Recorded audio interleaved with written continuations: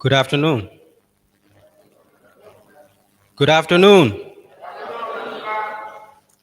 Platform guests, distinguished ladies and gentlemen, esteemed faculty, students, administrators, directors, coordinator,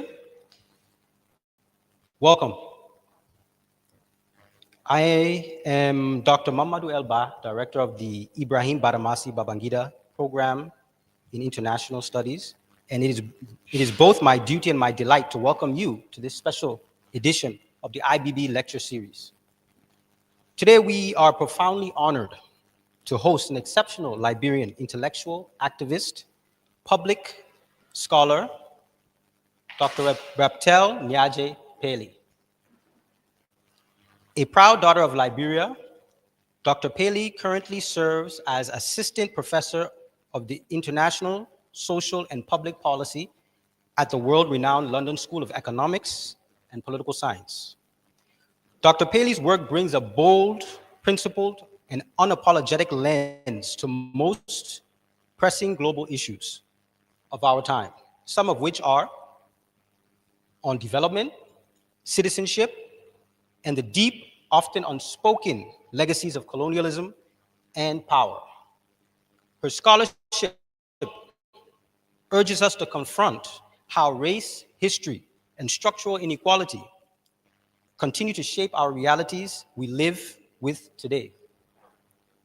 Not just in Liberia or West Africa, but in the entire global South. Her acclaimed book, Development, Dual Citizenship, and Its Discontents in Africa, and her ongoing research into the lingering impacts of slavery, colonization, and neo-colonialism and neoliberalism offer invaluable insights for anyone committed to justice, equality, and transformation of global systems. Dr. Pailey is not only reshaping academic discourse, she is inspiring a new generation of African thinkers to take their place in it. In July 2024, she was chosen as Liberia's National Orator for the country's 177th Independence Day celebration, a singular honor. And in recognition of her towering contributions, she was awarded the Order of the Star of Africa, one of the nation's highest civilian honors. These tributes and more are actually more than ceremonial. They reflect a career and a calling devoted to truth, service, and liberation. Now, if I may take a moment of institutional pride, as the IBB program prepares to launch its PhD in Public and International Affairs, along with new master's degrees in Development Studies, Leadership and Governance, and International Human Rights Law, to complement our flagship master's program in International Studies, we are reminded that it is scholars like Dr. Pailey and those within the IBB who define the cutting edge of higher education in Liberia and the region. So without further ado, please join me in extending a heartfelt IBB and University of Liberia welcome to Dr. Pailey. Thank you.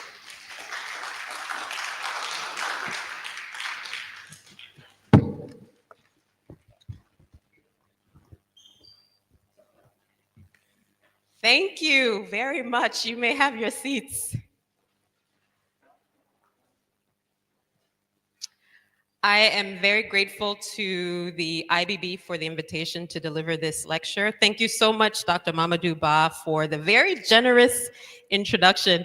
Before he came up here, I said to him, please don't make the introduction too long. And it was nice and short and sweet. That was fantastic. I would also like to thank the University of Liberia writ large for the invitation, as well as my colleague, Dr. Tanya Garnett, for helping with all the heavy lifting on the background, and certainly my former colleague, Counselor Norris Twe, for also helping with all of the communications related matters. And then last but certainly not least, I want to thank you for being here. You could be doing anything with your time on a Monday afternoon, but you chose to spend it with me and us. So thank you for being physically present And for those who are streaming virtually, thank you for being present online. So this lecture is entitled Aid and Its Discontents. And it's a lecture that I deliver every year at the London School of Economics and Political Science. Now, the lecture that I'm delivering today is specific to Liberia. So I've tweaked it, I've revised it, I have reconfigured it in such a way that it makes sense for us, for our context, not only for Liberia, but also for the continent, because we are a part of a larger superstructure. Yeah? So in terms of the structure of the lecture, it's in 6 parts. So the first part, I want to walk you through a very brief history of the aid system, the international aid system, the foreign aid system, overseas development aid. Where did it come from? I want to talk you through that. That's part 1. In part 2, I want to talk about how aid operates. What are the channels of aid? Who's involved in the aid system? What are some of the contradictions of aid? And then in part 3, I want to walk you through the key debates within aid discourse.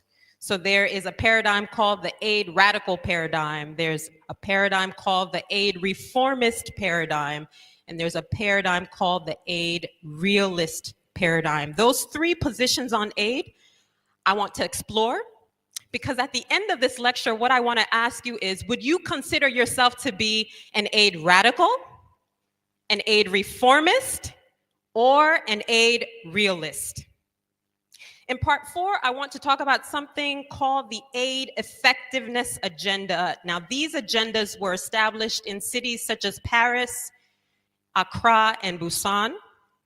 And then in part 5, my favorite part of the lecture, is to explore what do we mean when we think about a beyond aid agenda? How do we transcend aid in such a way that we can be fully responsible for our own socioeconomic transformation in this country?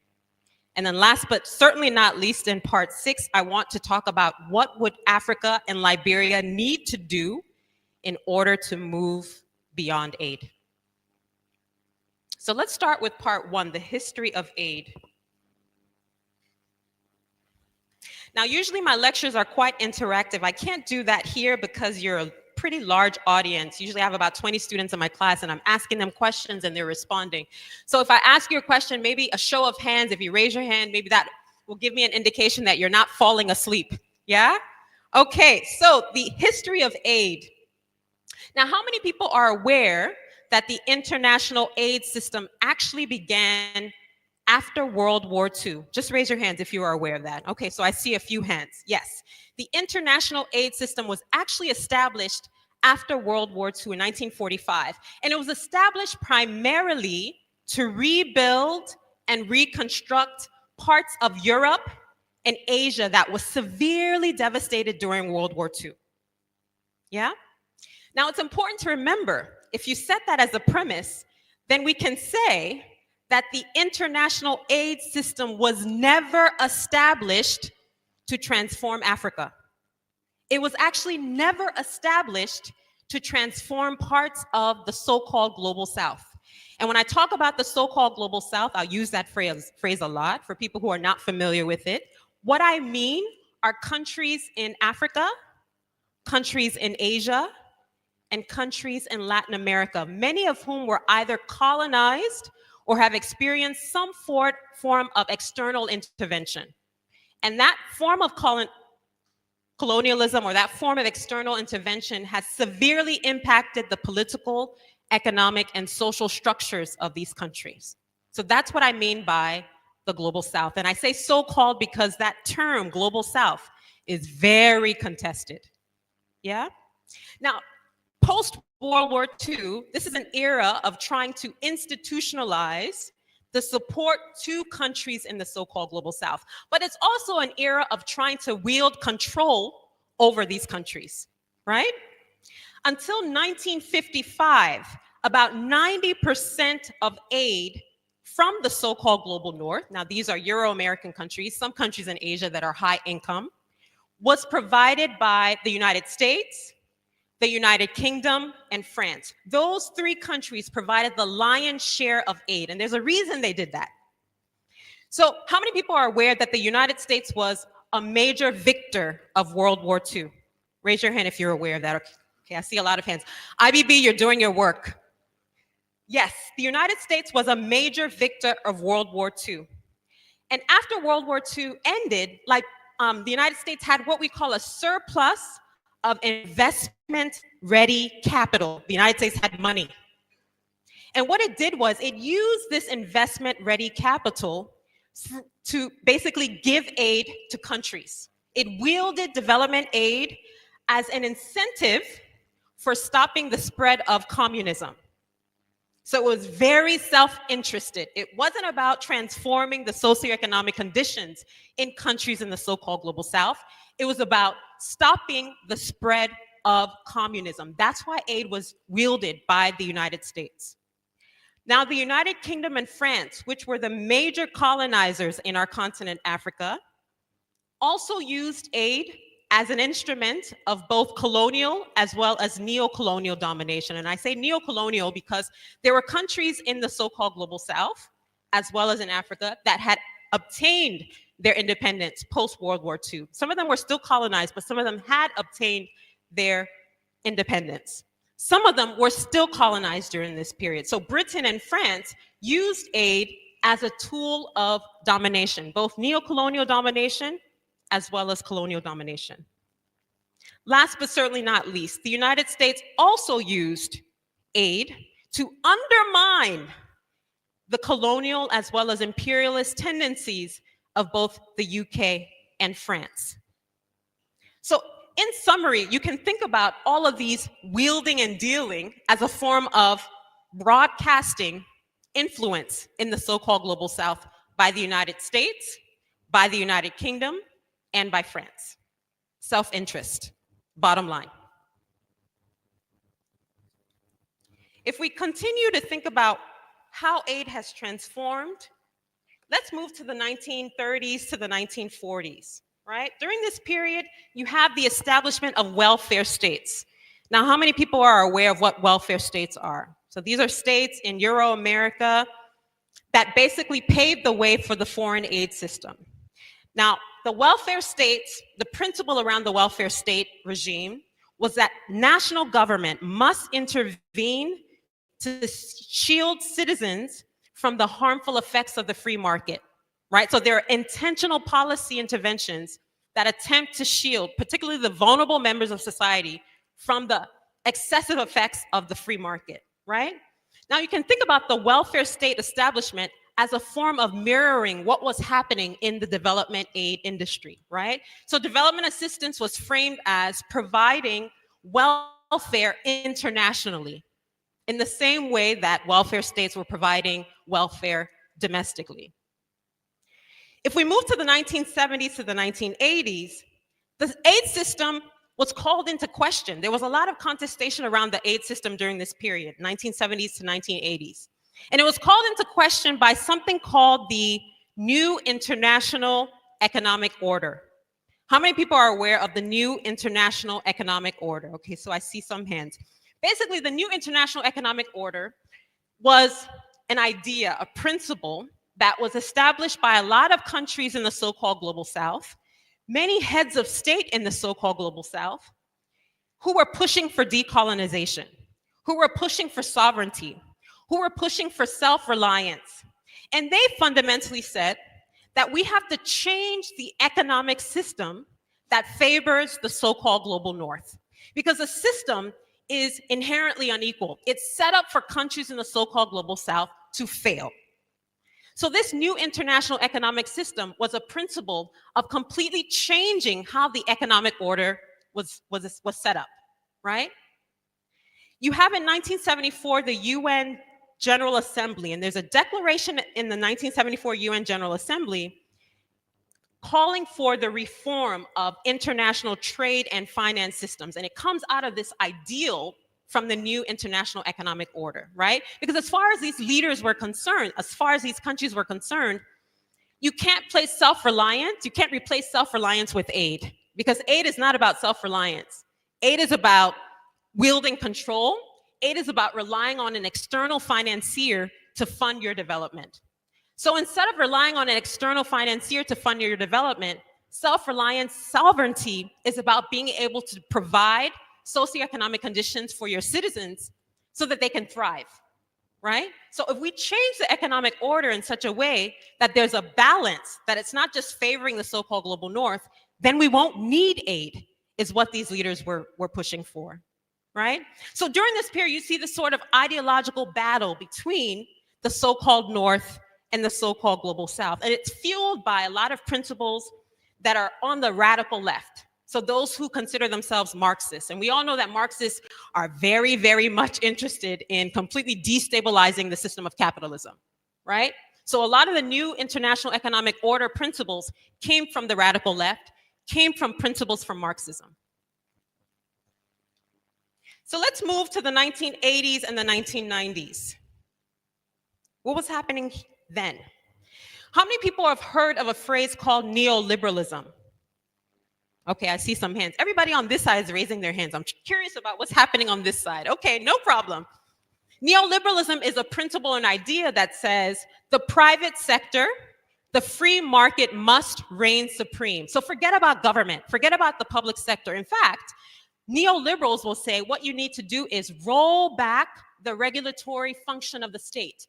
Roll back the regulatory function of the government such that the market, such that the private sector can drive growth within an economy, right? So these neoliberal tendencies were very, very much part and parcel of what the World Bank and the IMF insisted upon in countries in the so-called global south, called structural adjustment policies. Now let me look on this side. How many of you on this side are aware of structural adjustment policies? Okay, I see a few hands. Wonderful. Let me see on this side, structural adjustment policies. Okay, most people have raised their hands on this side. I see 2 hands raised. Fantastic. Now, these structural adjustment policies, again, they were dictates of the World Bank and the IMF, and they were intended to basically restructure the economies of heavily indebted countries, primarily in the so-called global south, right? Because I talked about the fact that the economic order was skewed in favor of the so-called global north. So a lot of countries were borrowing heavily in order to keep up with the so-called global north, and they became heavily indebted.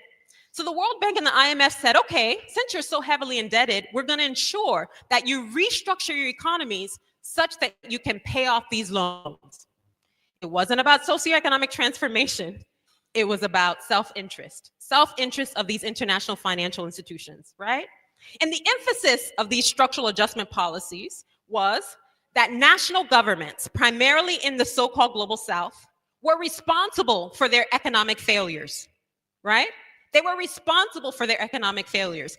The structural adjustment policies of the World Bank and the IMF never acknowledged that there were external constraints, right? That the global capitalist market, again, was set up in such a way that these countries in the so-called global south would fail, right? So there's no appreciation of the structural conditions, the structural constraints that these countries have to face. The assumption is that the national leaders are to blame because they're not governing properly, failing to realize that there are structures in place that sometimes constrain national governments from being able to govern properly, right? So these structural adjustment policies, many of them were conditions for increasing assistance to these countries, loans, grants, so forth and so on. Now, this assistance was tied to what we call economic and political conditionalities, basically conditions, right? And these conditions would be everything from cutting your social spending. And everybody knows the first thing to go in terms of social spending is what? Education and health. So in order to receive these loans, in order to receive the assistance from the IMF and the World Bank, nations who were going through structural adjustment policies had to cut their social spending, right? Because remember, the main goal of these structural adjustment policies was to create enough revenue for governments to be able to pay off their debts. So cut your social spending, open up your trade, liberalize your trade, open up your economy to the private sector from external private sector, devalue your currencies, privatize your state-owned enterprises. These were some of the conditions that countries undergoing structural adjustment policies had to comply with, right? Now, from the 1990s onward, you see a little bit of a shift where you have the aid pendulum swinging towards more human development outcomes. What scholars have called structural adjustment with a human face, right? It's still structural adjustment, but it's with a human face, so focusing on human development outcomes. However, the aid system was still biased in favor of countries that adopted free market or market-based economic policies, right? And of course, if you're adopting these economic or market-based economic policies, you still have to comply with these political as well as economic conditionalities. So in this frame, you can think about the fact that the West knows best and the rest must follow. The rest meaning the so-called global South. In many respects, a lot of scholars will say that if you look at the international aid system, it's where you have development policy. So development policy, thinking about idealisms around the greater good, and foreign policy coming together. Foreign policy is all about realism and self-interest. So the international aid system is where you have development policy and foreign policy converging. Are we all following me? Am I speaking slowly enough? Because I've been accused of speaking very fast. Raise your hand if you're following what I'm saying. Raise your hand if you think I need to slow down small. Okay, I will slow down small. No problem, I can do that. Okay, so let's move to the mechanics of aid. How does aid actually operate? Let's start with the key actors and the key institutions of the international aid system. The first is, I mentioned these international financial institutions. So the World Bank, the IMF, who were called Bretton Woods institutions that were established after World War II, right? These are the major financial lenders to the so-called global South. You also have regional development banks. So banks like the African Development Bank is also a key player in the international aid system. The Asian Development Bank is also a key player in the international aid system. You've got a new bank called the New Development Bank, which was established by the BRICS countries. So the BRICS countries are Brazil, Russia, India, China. What's the S stand for? South Africa. Oh man, people came with their thinking hats on. Fantastic. These are the countries who are basically introducing, they're sort of the new form of the new international economic order. And they're saying, yes, the international economic order of the 21st century is severely skewed in favor of the so-called global North. So let's create a new bank outside of these IFIs, outside of the World Bank and the IMF, so that we can lend to countries in the so-called global South, because we understand their context significantly more than the World Bank and the IMF. Yeah? Another key player or institution are these intergovernmental institutions, such as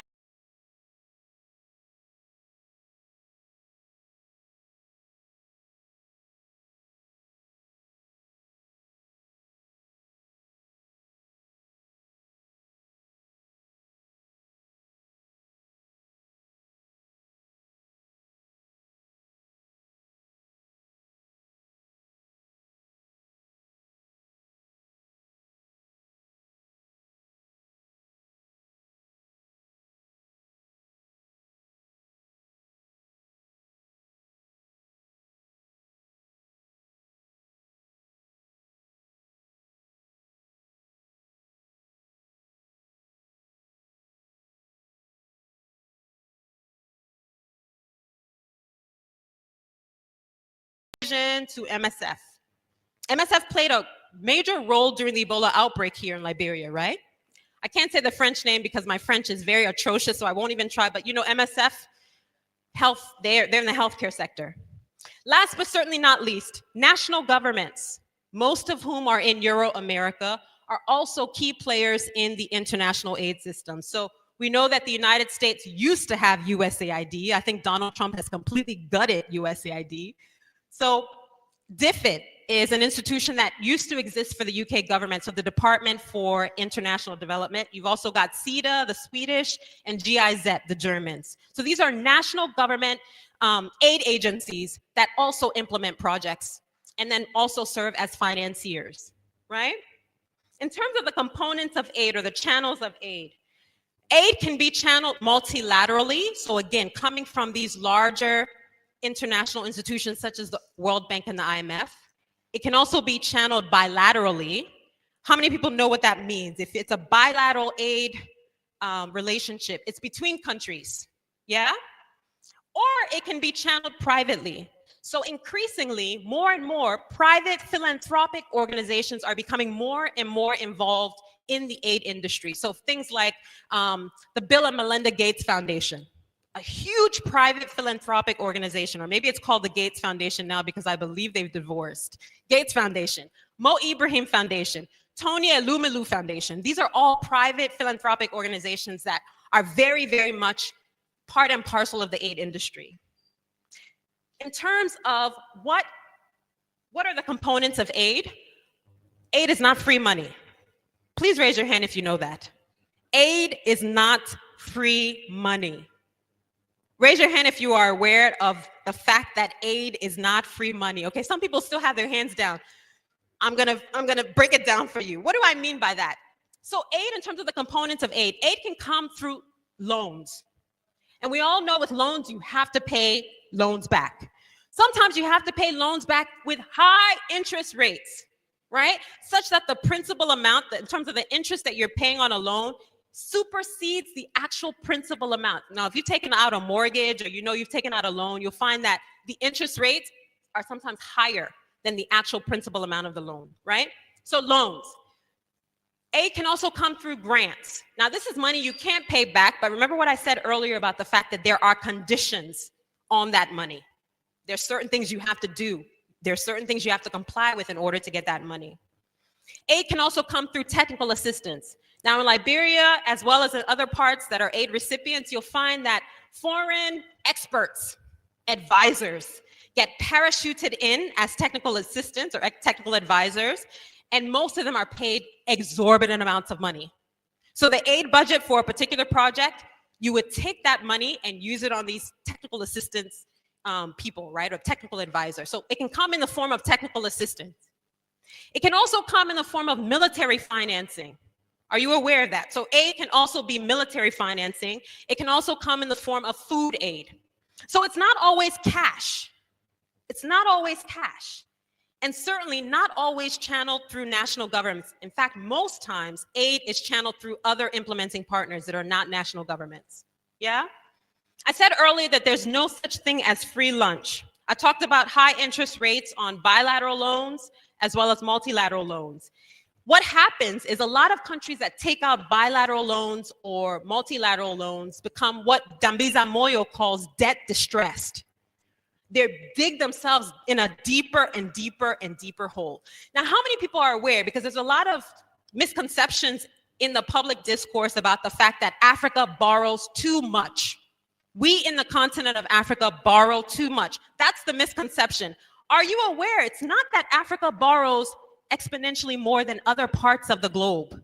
You know the difference is that Africa borrows at a higher interest rate than most countries across the globe. And there's a reason for that, right? I'll come back to that in a couple of slides. So if you're gonna leave with anything today, please, if anybody tells you, oh, you Africans, you borrow too much, tell them that is a lie. It's not that Africa borrows more than other regions. It's that Africa's loans have higher interest rates than loans that are given to other parts of the world. Again, going back to that idea of the economic order is set up for us to fail, right? Now, how many people are aware when we talk about there's no free lunch? Let me bring the case to Liberia. How many people are aware that when Firestone came to Liberia in 1926, a condition for Firestone's investment is that Liberia had to take out a $5 million loan? Raise your hand if you were aware of that. A lot of people are not aware. So we talk about conditionalities. In order for Firestone to set up shop in Margibi County to get that 1 million acres of land, a requirement, a condition for that investment is you have to borrow $5 million. Now, I've written on Firestone and I've read so many different policy documents about that loan. Most political elites, most Liberians who were in government during this period did not want that loan. Are you aware of that? They pushed against it during negotiations, but Firestone said, if you want us to come, this is the condition for our investment, right? What's interesting about that $5 million loan, remember what I said about channeling aid, because a loan is aid, channeling aid through different channels, right? One of the things that the financiers in the United States said was a condition for the loan was American economists had to come to Liberia and monitor what was happening in our treasury. They were paid from that $5 million loan to come to Liberia, and they were paid a killing. I mean, I'm looking at the figures at the time. Think about it, 1926. Hundreds of thousands of dollars from that loan was used on American economists. So you give a loan to us, but you insist that maybe 25, 30, 40, 50% of that loan is used on your own people. Do you see the irony in that? The contradiction, the lie. Yeah? Remember that. Very, very important. Now, talk about the contradictions of aid. There's this dichotomy between humanitarianism and developmentalism. So people will say to me, because you probably have guessed that I'm a staunch opponent of aid. You probably figured that out already. People will say, well, Robtel, what about humanitarian aid? Humanitarian aid is important. What about times of crisis when governments can't come to the rescue of their citizens? I say humanitarian aid and development aid need to be separated. Because in times of crisis, okay, if a government is not able to provide for its citizen, yes, you can rely on the support of external actors. But in terms of development is about socioeconomic transformation. It's about changing the structural conditions such that citizens can thrive. We can't do that with aid. Yeah? We can't do that with aid. Now, what's interesting about that dichotomy between humanitarianism and developmentalism is quite often donors, this is a phrase that's often used in the development discourse. I don't like that phrase because I don't think foreign financiers are donating anything. They always get something in advance, in exchange. And most times, donors benefit from aid more than the so-called recipient. So I don't call them donors. What I call them is foreign financiers. Yeah? So that's a phrase that I don't like to use, but I'll use it for the sake of it because it's easier to say donors than foreign financiers. So so-called donors often lack coordination. They lack coherence. There are different rules of engagement. And this is exacerbated in crisis contexts. You all know what's happening in Gaza today. I'll give you an example of a contradiction when we're thinking about aid. So the United States government sends relief supplies to the citizens of Gaza. Sends relief supplies to the citizens of Gaza. In the same breath, the United States government also supplies military aid to Israel. And Israel, as far as I'm concerned, is conducting a genocide in Gaza.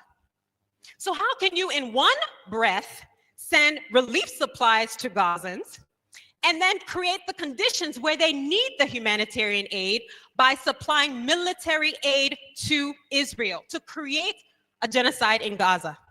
So do you see, when we're thinking about the contradictions of aid, we have to think about the entire ecosystem, that it's filled with all kinds of contradictions. Ultimately, it's about the self-interest of the so-called donor.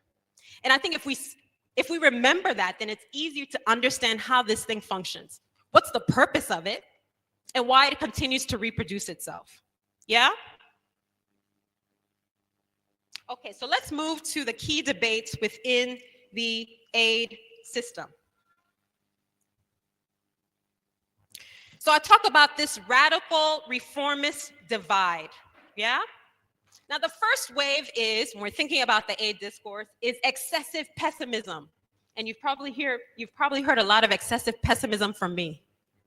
I'm gonna talk about some of the optimism in a second, right? So let's start with the excessive pessimism. So the excessive pessimism is put forward by a group of people called aid radicals. Yeah? Listen keenly, because at the end of the lecture, I want to find out if you consider yourself to be an aid radical. Yeah? So these aid radicals, the position of the aid radicals unites both the neo-Marxists, those who are staunchly opposed to the system of capitalism, and then also the neoliberals, those who believe in free market capitalism. Interesting dichotomy, right? So it unites, the aid radical approach unites both the neo-Marxists as well as the neoliberals. Why is that? These radicals are very skeptical and suspicious of aid, especially the idea of reforming aid. They don't believe that aid can be reformed. What they believe is that we need to do away with the aid system altogether. Radicals also challenge the way aid flows are organized, how they're managed, and how they're delivered, specifically by governments and aid agencies. And what's interesting about these aid radicals on the left and the right is that there's more divergence. They disagree more than they agree, right? So the neo-Marxists have a different understanding of why aid is problematic. And the neoliberals have a very different understanding of why aid is problematic, but they both are considered to be aid radicals. So let me go through what aid radicals on the left, the neo-Marxists, argue.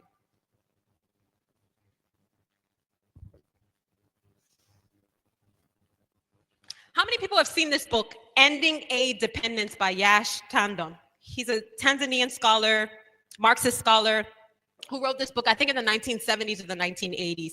And I use this book because for me, he's very emblematic of the aid radicals on the left, right? So the aid radicals on the left are neo-Marxists who believe that the aid system, aid management is inherently oppressive. They believe that aid frames countries in the so-called global south as incapable of making decisions, of incapable of charting their own futures, determining their own decisions, and in need of Western assistance. They also believe that aid maintains the status quo of underdevelopment, that it actually underdevelops as opposed to develops.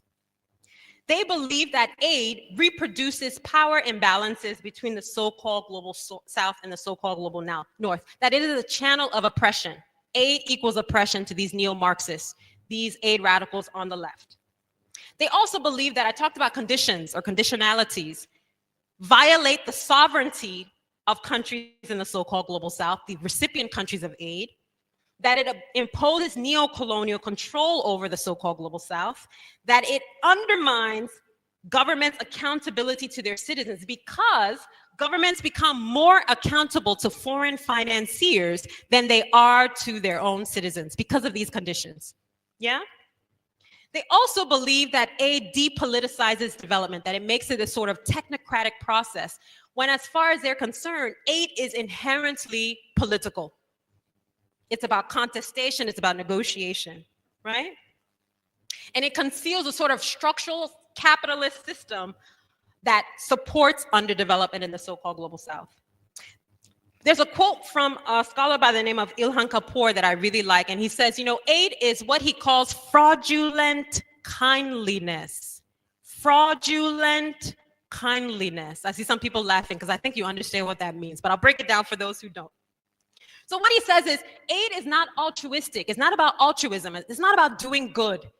It's strategic. It's not humanitarian, it's strategic, and it always serves the country. It always serves the interests of the so-called donor, right? So think about it. I think there's a whole discourse right now about critical minerals. Everybody's talking about critical minerals. And there's a country that shall remain nameless that's very, very interested in providing military aid in exchange for critical minerals. Y'all laughing because you know what I'm talking about. Yeah? That is the condition. We'll provide military aid for you to fight your war, but you must give us a share of your critical minerals.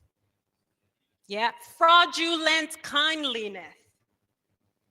Another way of fraudulent kindliness is, we're going to give you $1 million, but if you're going to procure goods and services, those goods and services must come from my country. Fraudulent kindliness. If we're going to give you food aid, that food aid must come from my agricultural workers in my country. Fraudulent kindliness. And then I already talked about the exorbitantly paid foreign contractors who come to be parachuted in your country. And a portion of the aid budget comes to support those exorbitantly paid foreign contractors. Another argument of the aid radicals on the left is that aid lacks transparency. How many people have actually seen an aid budget broken down that says how much is being used, where it's going, how it's being channeled, all of that? Try to find it. It's next to impossible to find a disaggregated aid budget for any project.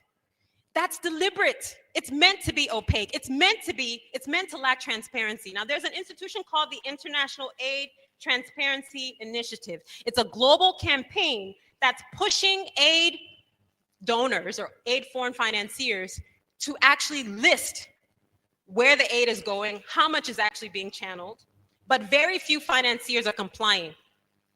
There's a reason for that. They don't want you to know. So when someone says, oh, we give Liberia $165 every year, the first question you need to ask yourself, is that a grant?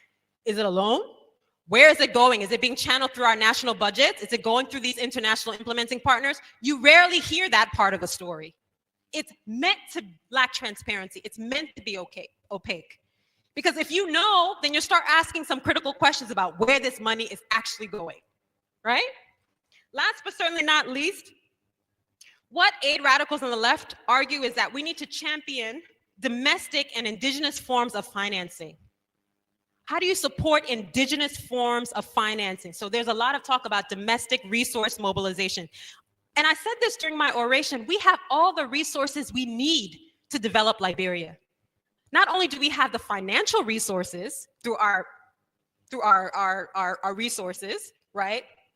Iron ore, so forth and so on, but we also have the human resources. Everybody in this room should be capacitated in such a way that they can contribute to socioeconomic transformation. So aid radicals on the left say, let's do away with the aid system. Let's look at domestic or indigenous forms of financing and use that to really mobilize our resources. So we're not reliant on the aid industry at all. Let's go to the second way, the aid radicals on the right. Now, I think a lot of people are familiar with this book, Dead Aid, Dambiza Moyo. Yeah, Zambian economist who wrote this book and really just completely challenged the status quo when we're thinking about aid. She would be an example of aid radicals on the right? These are neoliberals who believe that the aid management system is inefficient. They believe that aid keeps countries dependent and poor, that it crowds out investment. Remember what I said about aid radicals on the right? The private sector. They're very, very interested in the private sector being an engine of growth. They also say that aid does not achieve development aims. So what they do is they champion dismantling the public aid architecture, creating an enabling environment for the private sector, eliminating any sort of unproductive bureaucracies that fuel the aid industry. And this can be the international aid bureaucracy, but also domestic aid bureaucracies. They support entrepreneurial, free market-based approaches to development, such as trade liberalization, microfinance, domestic resource mobilization through foreign direct investment. These are the aid radicals on the right. I want you to remember that, because at the end of the lecture, I want to find out, would you consider yourself an aid radical on the right? Or would you consider yourself an aid radical on the left? Let's move to the second way. So the second way, I talked about, excessive pessimism. Now, the second way is this sort of excessive optimism. The aid system is the way to go. That's what's going to transform countries in the so-called global south. Now, these are the people we called aid reformers or aid reformists. They talk about managing aid as a practical vehicle for improvements to the aid industry. They prefer to introduce business logics into the public sector, so replacing public administration with corporate management. They believe that aid should be run as a business, right? Remember this idea of the private sector being really important to this particular way of thinking. And they say managerialism, in terms of aid managerialism, it's about enhancing aid effectiveness, it's about cutting costs, it's about procuring goods and services from the so-called donor countries, because that's more efficient than procuring goods and services from the recipient country. They also say that we have to reform the poorly performing public bureaucracies of recipients of aid. And we have to do this by creating the public bureaucracies in the image of the private sector, right? The assumption here is that the private sector will balance things out, will create efficiency, right? Now, there is somewhere in between, what I call the third way, some sort of balanced realism between the aid radicals on the aid radicals and the aid reformists. And these are called aid realists, right? So the aid realists basically dismiss this whole dichotomy between radicals and reformists. And they say, let's reconcile the radical point of view with the reformist point of view. Let's meet halfway. They believe in a radical reform of the aid industry and rethinking the aid architecture altogether, right? So one of the ways that they might propose is, one of the things we can do is make compensation fair. So if you're using a portion of the aid budget to fund foreign technical assistance or foreign technical advisors, those technical advisors should be working with people who have the same level of competencies in the country, and the people in the country should be paid just as much as the foreign assistants, the foreign advisors, right? Because they know the local context significantly more than those who are coming from outside. So make compensation, make remuneration fair. That's a form of reconfiguring the aid system. Look at locally determined agendas and priorities. What is a priority of Liberia? We're not interested in what the World Bank and the IMF have to say about what our priorities are. Asking the country, what are your priorities? And creating a system such that those priorities are met. That's a way to reform the aid system, is what aid realists will argue. So they talk about this idea of reformulating goals, policies, processes, and practices, reconciling foreign self-interests with domestic aspirations. Because in the aid system, the foreign self-interest is never going to go away. There's always going to be foreign interests, foreign self-interest. But the aid realists will say, how do you balance the foreign self-interest with what the domestic aspirations are? That's the way to reform the system and really radically rethink the aid architecture. So they denounce any sort of one-size-fits-all solution. Context matters, is what realists will argue. And you have to make sure that any sort of aid intervention fits the context of that particular country, the recipient. Last but certainly not least, I think this is a really important point when we're thinking about aid realists. They also believe that any intervention, direct action, has to address the structural causes of poverty, that it shouldn't be a band-aid. Right? What are the structural causes of poverty in a particular country? How do you address that? And how do you use aid to address those structural causes of poverty? So I'm going to do a quick recap and then I'll move to parts 4 through 6. So aid is inherently political. It's not technocratic. The international aid system was established based on the self-interests of foreign financiers, so-called donors. It's still very much about the self-interests of foreign financiers. Now, the question is, how do we make it about domestic aspirations? That's the question that we need to ask ourselves, right? Aid also varies considerably in terms of its form and function, the way that it's channeled, what kind of aid we're talking about. And then last but certainly not least, there's a broad kind of spectrum of different views about the desirability of aid, as well as the utility of aid. So the radical position, the reformist position, the realist position. Let me ask, I'll pause for a second and say, how many people consider themselves an aid radical, either on the left or the right? Raise your hand. How many people consider themselves, okay, let me say this. How many people consider themselves an aid radical on the left? Okay, I see some hands. How many people consider themselves an aid radical on the right? Okay, I see some hands. How many people consider themselves an aid reformist? Okay, I see a couple of hands. How many people consider themselves an aid realist? Okay, I think I see more hands. So this idea of balancing the two, fantastic. Let's move to parts 4 through 6, because this is where we get into the meat of the substance of the lecture. So, everybody's following me? Fantastic. Okay, so let's move to the aid effectiveness agenda. Now, this aid effectiveness agenda really comes from the aid reformist point of view. It's about reforming the aid system such that it works, right? Managing the aid system such that it's efficient. Now, the aid effectiveness agenda was adopted and reaffirmed at the high-level forum on aid effectiveness. And there have been 3 high-level fora. The first was the Paris Declaration of Aid Effectiveness, which was in 2005. Now, if you look at the visual on the right-hand side, these principles, the Paris Declaration, the principles of the Paris Declaration are encapsulated in this particular visual on your right. There was also the Accra Agenda for Action in 2008. And what's interesting about this Accra Agenda for Action was I was actually working for the government during this period, and I was asked to travel to Accra to be a part of the delegation when they were deliberating on this Accra Agenda for Action. So I actually remember this. Now, this Accra Agenda for Action focuses on things like ownership, local ownership, inclusive partnerships, delivering results, clarifying that the principle of ownership is not just the sole domain of national governments. Ownership also means all of us in this room. That it's not just about national governments negotiating with elites in the aid industry. It's about us, citizens, being a part of that ownership. That local ownership is also about us, right? So the Accra Agenda said ownership is not just national government ownership.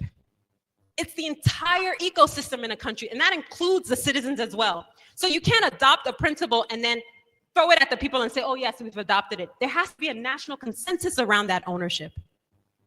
The third partnership was the Busan Partnership for Effective Development, and that was instituted in 2011. Now, what's interesting about these different instruments is that they're all non-legally binding. So countries can adopt it and say, yes, we've adopted these principles, but they're not necessarily obliged to actually implement them. And as a result, it really makes the principles quite weak, right? What these principles also demonstrated is that it's not just national governments that are responsible for inefficiencies in the aid industry. It's also foreign financiers. It's also donors who are also responsible for the inefficiencies in the aid industry. So let's move to the Paris Declaration, because it really was the first one. So the Paris Declaration, I talked about the principles of the Paris Declaration. There are 5 key principles. Now, none of these principles are really new. The first is ownership, right? So the recipient countries are supposed to set their own strategies. They're supposed to improve institutions and tackle corruption. Again, ownership is beyond just national government. The second principle is alignment. So so-called donors or foreign financiers and organizations have to align their support with recipient country strategies. So how many people are aware that we have a development strategy right now called the Asst Agenda for Inclusive Development? This principle basically says any aid donor or any foreign financier who comes to Liberia and wants to negotiate with the government must align their support with the Asst Agenda for Inclusive Development. That it's not just, oh, you do what you want. We have an agenda, we have a development plan, you must comply with that development plan. And any sort of support that you provide must be in support of implementing the Asst Agenda for Inclusive Development. That's where that idea of the principle of alignment comes from. Yeah? It also talks about supporting the local systems. So for instance, procurement. Any aid donor or any foreign financier who comes to Liberia, the first thing the government must do is say, a portion of this particular, whatever the loan or the grant is, must be used for procuring goods and services from Liberia. That's how you support the local system. That's how you support local industries. That's how you support SMEs. Not procuring goods and services from X country, because that's not going to help our economy at all. That's what we talk about when we talk about alignment. Alignment around country systems, alignment around country procurement processes. The third principle is harmonization. So donors and organizations have to coordinate their actions. They have to simplify procedures and share information to avoid duplication. Now, how many people, by raise of hand, have ever managed an aid kind of a donation, a so-called donation from an aid financier? Okay, I know Tanya has. I know a lot of people have. USAID has its own system, its own procedures. Then GIZ has its own procedure and system. Then what else? DFID has its own procedure.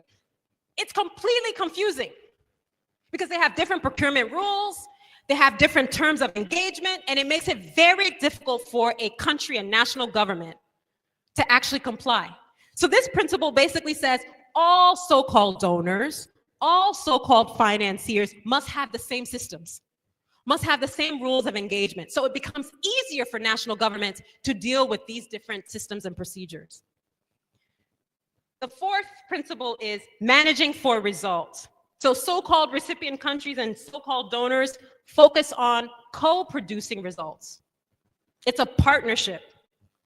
Co-producing results and then measuring those results. And then last but certainly not least, this idea of mutual accountability, right? So so-called donors and the recipients of aid remain accountable to each other for development results. And not just accountable to one another, accountable to their citizens, right? So If Liberia is receiving aid, Liberia must be accountable to the citizens in this country. If donor X is providing aid to Liberia, donor X must also be accountable to its citizens. That's what mutual accountability is about.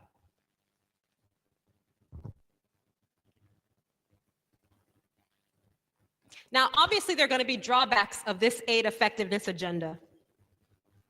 So despite the fact that we have all these principles within the 2005 Accra or Paris Declaration of Aid Effectiveness and the other declarations that followed, development actors have actually failed to put these new principles into practice. It's about rhetoric and not necessarily reality. Now, there's a big question that we have to ask. Why is that, right? Secondly, the foreign financiers or so-called donors or the lenders have actually strengthened in the past 20 years. They've actually strengthened their capacities to impose their priorities on so-called recipient countries. That they've doubled down. They've actually not adopted these principles at all. They've increased their capacity to impose their priorities on so-called recipient countries through these conditionalities. Conditionalities have not disappeared. They still exist. They still exist, political conditionalities as well as economic conditionalities. Last but certainly not least, in terms of the drawbacks of this aid effectiveness agenda, so-called donors have not achieved their goals of making aid more effective and less fragmented because it doesn't necessarily serve their own self-interests. That's why the system is inefficient. It's by design and intention and not necessarily just because. Okay, so I think you're tired of hearing about the aid effectiveness agenda. Let's talk about this beyond aid. I think this is a really important paradigm that we're moving into. And this beyond aid is really about transcending the aid system. How do we move beyond relying on aid is a question that's come up. And there are different names for the beyond aid agenda, right? So there's the end of ODA, and ODA stands for Overseas Development Assistance. Some people have said it's the creative destruction of the aid industry. I really like that one. Other people have said that we need to move from aid to global development policy. Others have called it a post-aid world. And last but certainly not least, beyond aid. So for me, beyond aid really encapsulates all these different phrases. It's also easier to say. It's short, it's succinct, beyond aid. When you say beyond aid, I think everybody knows what that means. What are we trying to achieve? We're trying to move beyond aid, right? Now, if we say we want to move beyond aid, what is actually required? Now, this term beyond aid is present in a lot of academic debates. It's present in a lot of academic debates, but it's actually found its way into the public discourse. Now, before this lecture, how many people were aware that there is a beyond aid agenda? Raise your hand if you were aware that there is a beyond aid agenda. Okay, so a lot of people were not. I see a couple of hands. There is a beyond aid agenda, and it definitely exists. It's something that's very, very much thriving amongst countries in the so-called global south. So countries in Africa, countries in Asia, countries in Latin America, especially now, because we see a dwindling of aid, not only in terms of the United States, but other countries like Germany and France. They're increasing their military budgets and decreasing their aid budgets. So a lot of countries in Africa are now scrambling around to try to figure out, well, how do we fill the gaps that are not left by aid? We need to move beyond aid, right? So it's becoming more and more a part of the public discourse in the continent and other parts of the so-called global south. Now, this concept basically indicates that countries need to gradually decrease their reliance on aid as a form of financing for development. That's basically what it means. You gradually decrease your reliance on aid as a form of financing, as a form of development financing. Now, it's actually not new that countries in the so-called global south were already becoming less dependent on aid. Were you aware of that? Countries in the so-called global south, including in Africa, were already becoming less dependent on aid. Why is that? A lot of countries in the so-called global south are experiencing high growth rates, right? Their economies are moving from low income to middle income status. So as a result of that, they're relying less and less and less on aid. And this then decreases the power of so-called foreign financiers to shape the policies of these countries, right? Although a select number of countries in the so-called global south, including Liberia, rely on aid for social service provision, so especially in education and health, right? They also rely on aid for public investment. So in terms of things like infrastructure, so roads, electricity, so forth and so on. But the vast majority of countries in the so-called global south have been decreasing their reliance on aid for over 20 years. This is actually not something that's new. If we look at projections, there are about 28 countries in Africa, Asia, and Latin America in the so-called global south, with total populations of about 2 billion people, who will be removed from the Overseas Development Assistance eligible list by 2030. This is 5 years from now. These 28 countries will be removed from the ODA eligible list by 2030 as a result of the increase in their national incomes. I mentioned earlier that a lot of these countries are moving from low income status to middle income status. And they're using the extra revenue to supply everything from social services to infrastructure to so forth and so on, right? So they're gonna be removed by 2030, 28 of these countries by 2030 from the ODA eligible list for aid. Definitely something to celebrate. There are also aid budgets that are shrinking in the north. I mentioned earlier, a lot of countries are undergoing, in the so-called global north, austerity measures, right? So where I live in the UK, there was the Department for International Development, DFID. DFID basically shut down long before even USAID shut down. And they combined DFID with something called the Foreign and Commonwealth Development Office, FCDO. The UK government has decreased aid exponentially in the past 2, 3, 4, 5 years. It didn't start with USAID. There were other countries in Euro-America that were decreasing their aid because of these sort of austerity measures across the globe. And COVID definitely had an impact on aid budgets decreasing. Now, there are 4 different dimensions of the Beyond Aid agenda. The first is you've got a proliferation, an increase, as well as diversification of different actors beyond the traditional bilateral and multilateral owners or donors. So you've got an increase in private philanthropic organizations being involved in socioeconomic transformation. You've also got something called South-South cooperation. How many people have heard of South-South cooperation? Okay, I see some hands. Such that countries in the so-called global south are providing mutual support, mutual development support. They're not relying on countries in the so-called global north. So China is trading with Singapore, and Liberia is trading, well, Liberia should be trading with Ghana. That's what I mean by South-South cooperation. And South-South cooperation, the principle behind South-South cooperation is mutual benefit. Mutual benefit. That is the foundation of South-South cooperation. You scratch my back, I scratch your back. I have something that you need, you have something that I need. Therefore, we trade, we support one another. Mutual benefit, right? And there are a lot of southern countries that, again, are moving into high income status, are moving into middle income status, and they have the economic wherewithal to be donors themselves, right? There's also the proliferation, the increase, or the diversification of sources and mechanisms of financing beyond the traditional bilateral or multilateral aid.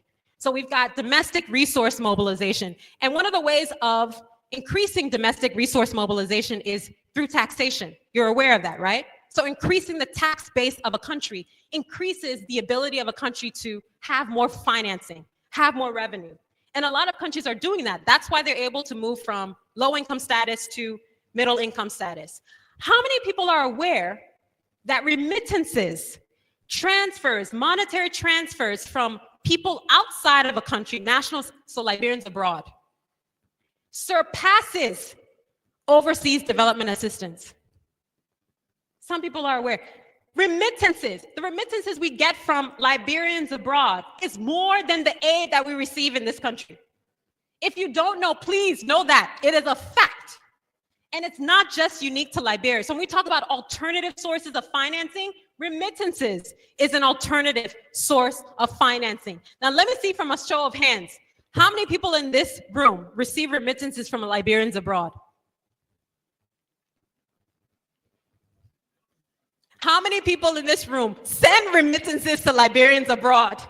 Okay, so we've got reverse remittances as well, but there's so many people who rely on their brother, their sister, their mom, their pa, their cousin, who live abroad to basically support them, to send their children to school, to go to the healthcare centers in this country, Those remittances, I think in Liberia, it's about 20% of GDP. That is a large chunk of GDP that we can actually use as an alternative source of financing. I'll get to that in a few slides from now, right? So there's diversification and proliferation of different types of financing for countries in the so-called global south. Another thing that I want to mention is there's a sort of broadening and specialization of knowledge about development, right? So there's knowledge sharing, and there's even knowledge sharing from the south to the north. We call this policy transfer. Policy transfer from the south to the north. So the assumption is, oh, the north knows best. The west knows best. No. How many people are aware that during COVID, a lot of countries in the so-called global north didn't know what to do? They hadn't experienced any sort of crisis before.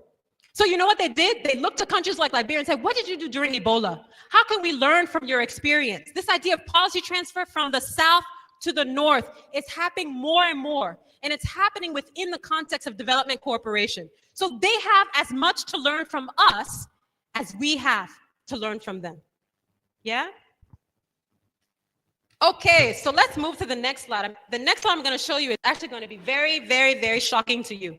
I'll give you a second to look at this particular visual. When I saw it, I was shocked. I mean, I kind of knew, but the numbers were very, very stark for me. $30 billion comes to the continent of Africa. We're in part 4, Africa and Liberia Beyond Aid. $30 billion in overseas aid comes to the continent on an annual basis. And that aid is not free money. We know that, right? Sometimes it's loans, sometimes it's grants, sometimes you have to pay it back. Not free money. But $192 billion leaves the continent in terms of financing on an annual basis. $192 billion leaves this continent on an annual basis. And we say $30 billion comes in the form of aid. Y'all laughing? They're not laughing, Mato. That's a serious thing. So let's talk about where this 192, how does it break down? So let's look at $21 billion goes to debt payments because we've dug ourselves into such a deep hole of debt distress that a lot of countries, some countries, 70, 60, 50% of their GDP is used on debt financing. Are you aware of that? 21 billion leaves the continent on an annual basis based on just debt payments. 46.3 billion leaves the continent on an annual basis as profits made by multinational corporations. The Firestones, the Metals, the Putu Minings, foreign multinationals. That's how much profit they take from this continent. But they say they're giving us $30 billion in aid. Another important stark number that I saw, $36.6 billion leaves this continent due to climate change. Are you aware that the continent of Africa emits very, very low levels of carbon? But we are the ones who are suffering as a result of the industrialization in other countries. So 36.6 billion leaves our country through climate change, our continent through climate change. I could go on and on and on, but do you see how stark the numbers are? So anybody who tells you, oh, we're giving so much aid to Africa, say, but you're taking $192 billion outside of the continent every year. Is that a balanced exchange? It is not a balanced exchange. That's why we have to think about how do we move beyond aid? How do we capture some of this wealth such that it remains in the continent of Africa? What are some of the loopholes we need to arrest? What are some of the policies we need to institute? That's how we move beyond aid. So let's go to the next slide to talk about some of these strategies, right? Don't worry, I'll soon finish because I want to have a conversation with you. Just a few more slides to go. So I hope by now you all agree with me, or maybe you disagree with me. We can have a conversation about it later, that aid is not a viable development strategy for Africa. It's not a viable development strategy for Liberia. It creates a system of dependency. How many people are aware that the late Thomas Sankara, I talk about Thomas Sankara to my students all the time. They're like, oh God, not Thomas Sankara again. Thomas Sankara said he was only in office for 4 years, but one of the things he was able to do in Burkina Faso is to create food self-sufficiency, food security, because he insisted that they grow their own food and that they eat what they grow. Thomas Sankara said famously, "He who feeds you controls you." He was talking about this idea of beyond aid, completely dismantling the aid system. That's what he meant. We also know that aid is completely unsustainable and it cannot replace domestic resource mobilization or any sort of structural transformation because it's a band-aid. It's not meant to look at the structural causes of poverty and change those structures.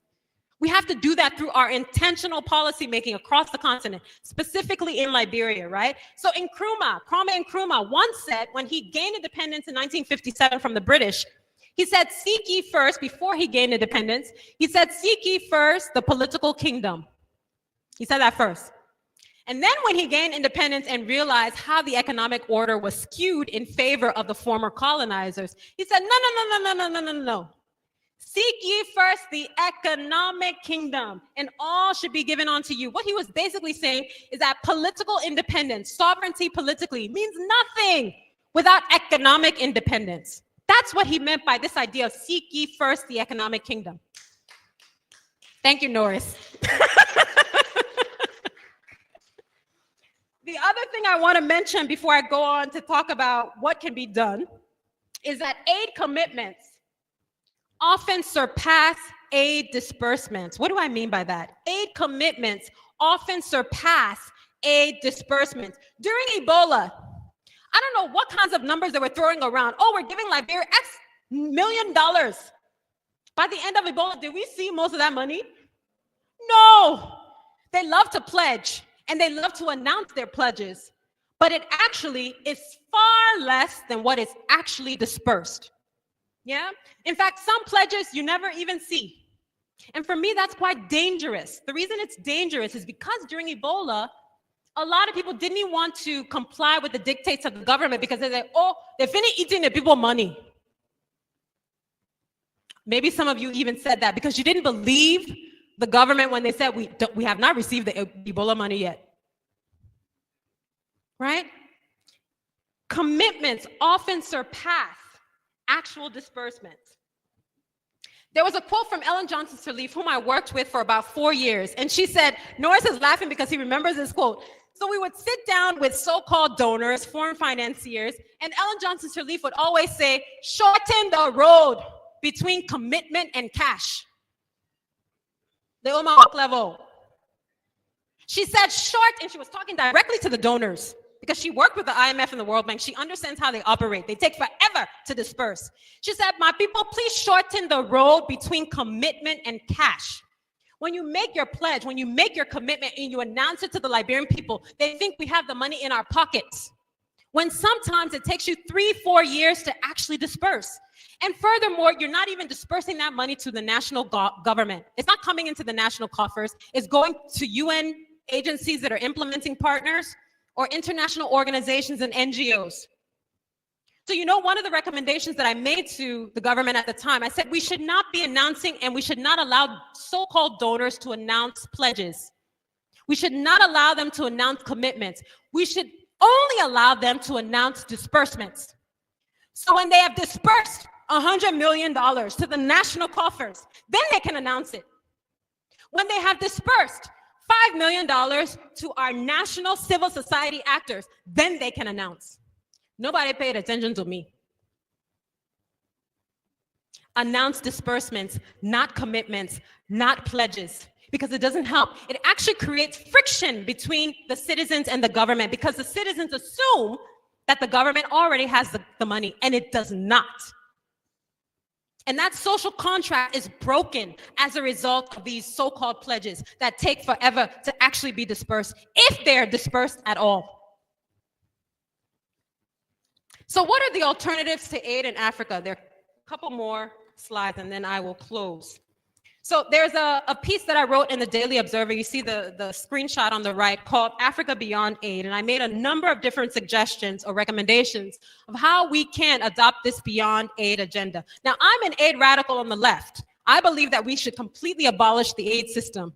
But I'm speaking from the aid realist perspective in this piece, because I think you also have to be realistic about what is possible, right? So if you look at the Beyond Aid agenda, in terms of alternatives to aid in Africa, there are lots of different recommendations that actually could be adopted. So the first is we have to deal with corruption in Africa. Nothing can replace the kind of waste, the kind of theft that takes place, not just in the public sector, but also in the private sector. Are you aware that in order for corruption to take place, there's this dance? It's like a tango between the private sector and the public sector. So the private sector is just as complicit in corruption as the public sector is complicit, right?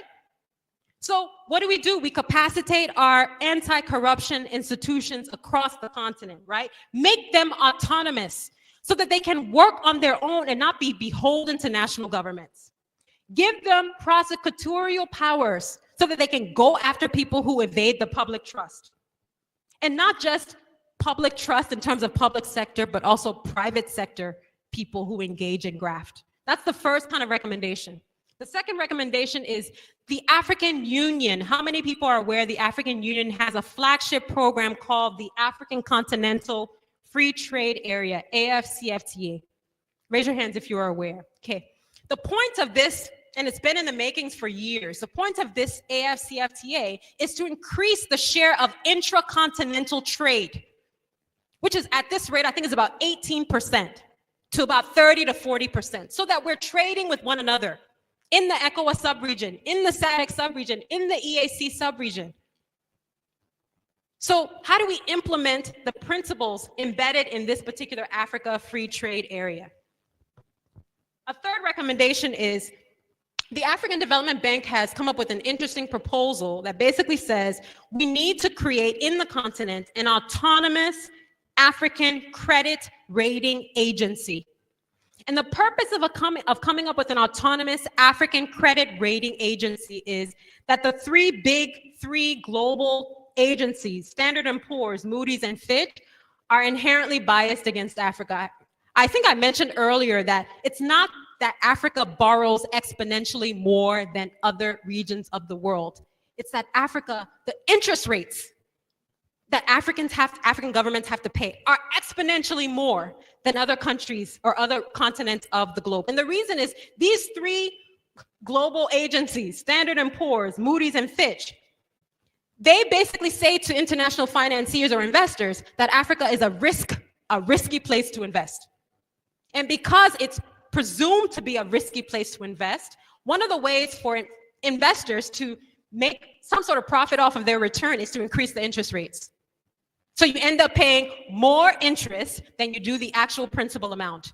So what the African Development Bank says is, forget Standard & Poor's, forget Moody's, forget Fitch. Let's come up with our own autonomous agency so that we can rate each other in terms of whether or not investors should come to the continent. I think that's a really great recommendation. The fourth recommendation is Nigeria has also pushed for reforming international tax treaties that then restrict countries in Africa, right?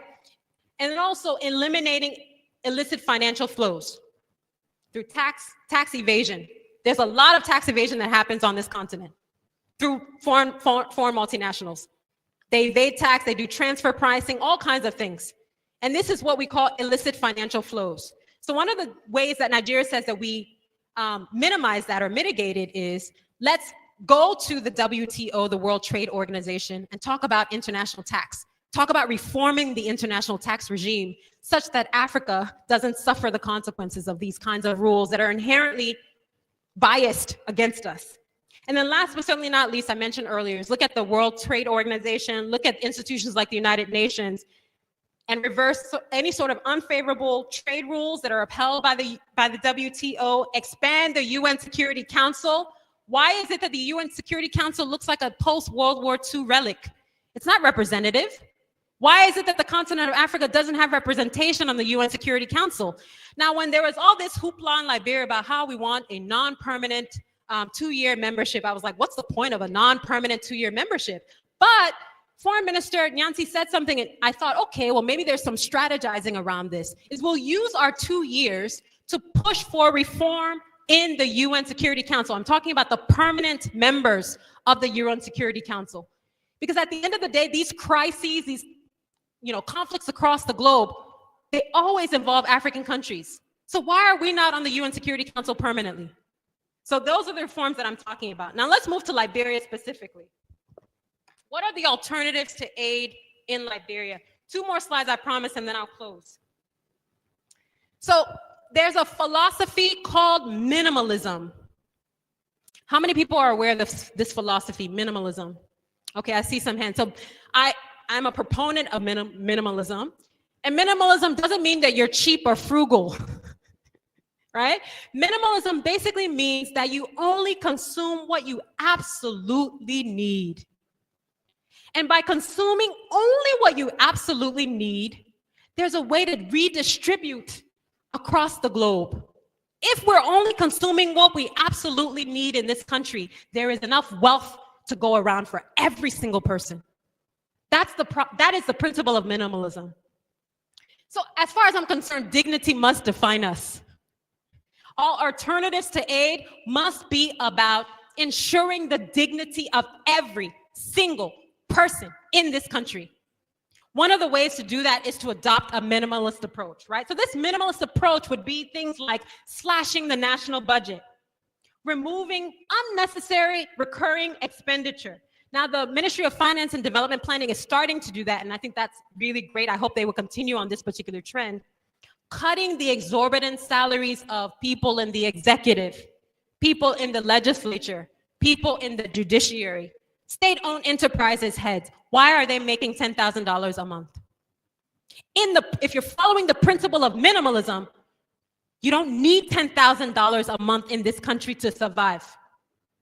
You only consume what you absolutely need. This is a way of redistributing wealth in this country, and I think that it is possible, and we must pursue this, right? So other things like, if you're talking about the national budget, unnecessary travel. Everybody won't travel. Why can't you Zoom? Y'all laughing because it's true. Why we gotta go and travel? Zoom has become almost the norm. People want per diem. They won't collect per diem when you can just Zoom and have a meeting. Now, some meetings I understand must be held in person, but most meetings can be held via Zoom. Cutting unnecessary travel. Scratch cards.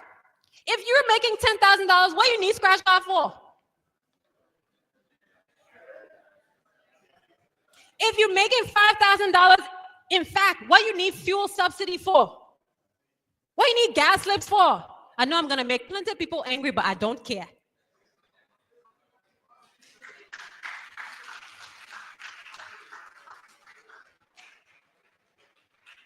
Only consume what you absolutely need. That is the principle of minimalism. The other thing is increasing domestic resource mobilization through taxation. I talked about that as well, right? So foreign concessionaires should be paying taxes. We should not be extending tax holidays to foreign concessions. Billion-dollar foreign concessions, tax exemptions for 2 to 3 years, that's criminal. Billion-dollar foreign concessions getting tax exemptions for 2 to 3 years, it's criminal. SMEs, small and medium-sized enterprises, Liberian small and medium enterprises, as well as foreign small and medium-sized enterprises, also have to pay taxes. That's how you grow the revenue base in this country. You can't be evading taxes and you say you're a small and medium enterprise, whether you're Liberian or not. And then last but certainly not least, Liberian citizens. We always like to point the finger at government. Say government hasn't done this, government hasn't done that. What is our responsibility as citizens? We also must pay our taxes. That's how you build the roads. That's how you fix the schools. That's how you improve the healthcare system in this country. Everyone must pay taxes according to their capacity. Another recommendation. Thank you, Norris. Nobody won't clap to that.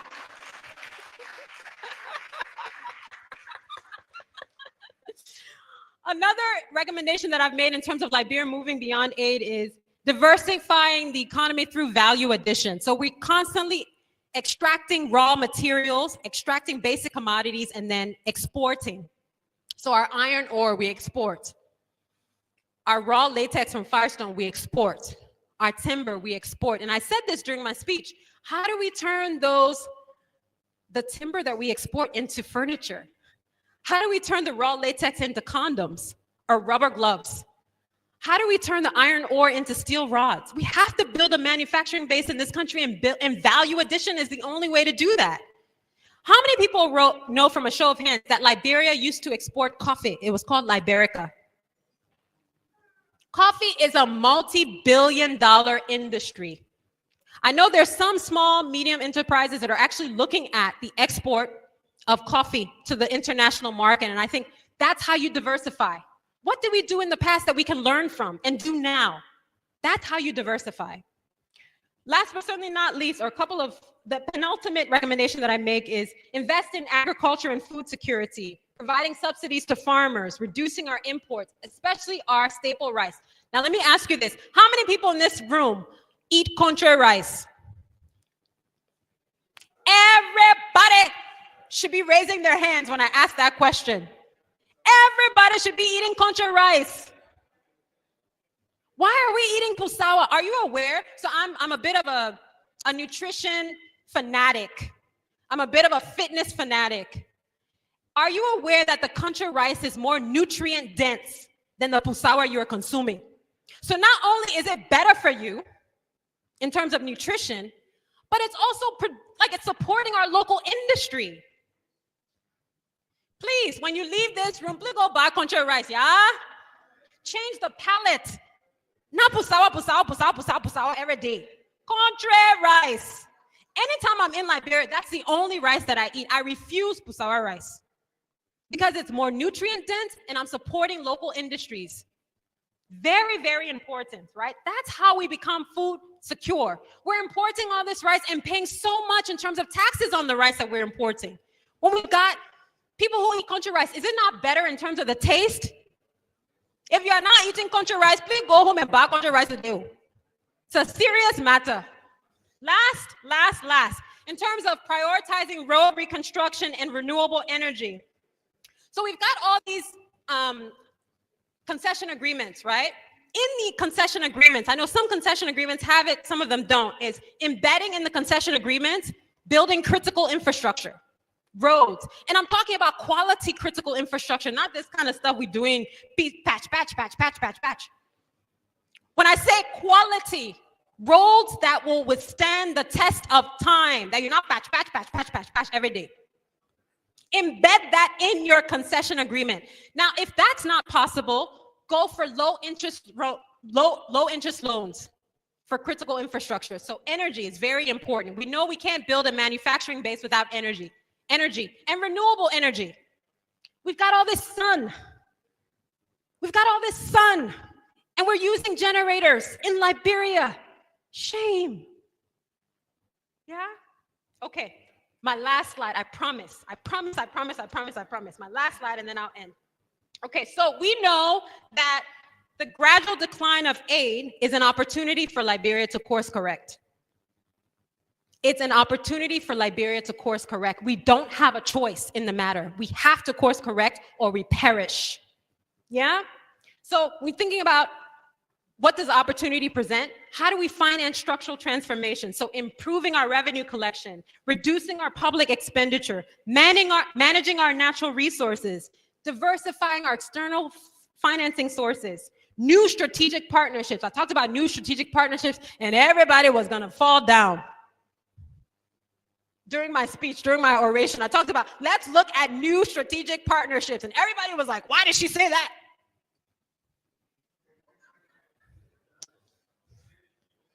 How can you rely on one relationship that only exists in your imagination? Strategic partnerships. And when I talk about strategic partnerships, I'm not just talking about Euro-American strategic partnerships. We have a continent that is incredibly rich, well endowed with resources. We have to work together as a region. What is a comparative advantage that Liberia has?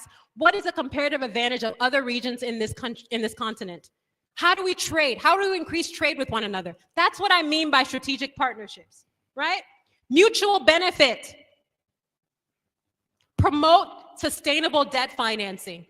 What are those low interest loans that we have to go after, right? Strengthening state building and governance. So that idea of corruption, reducing waste through graft, very, very important.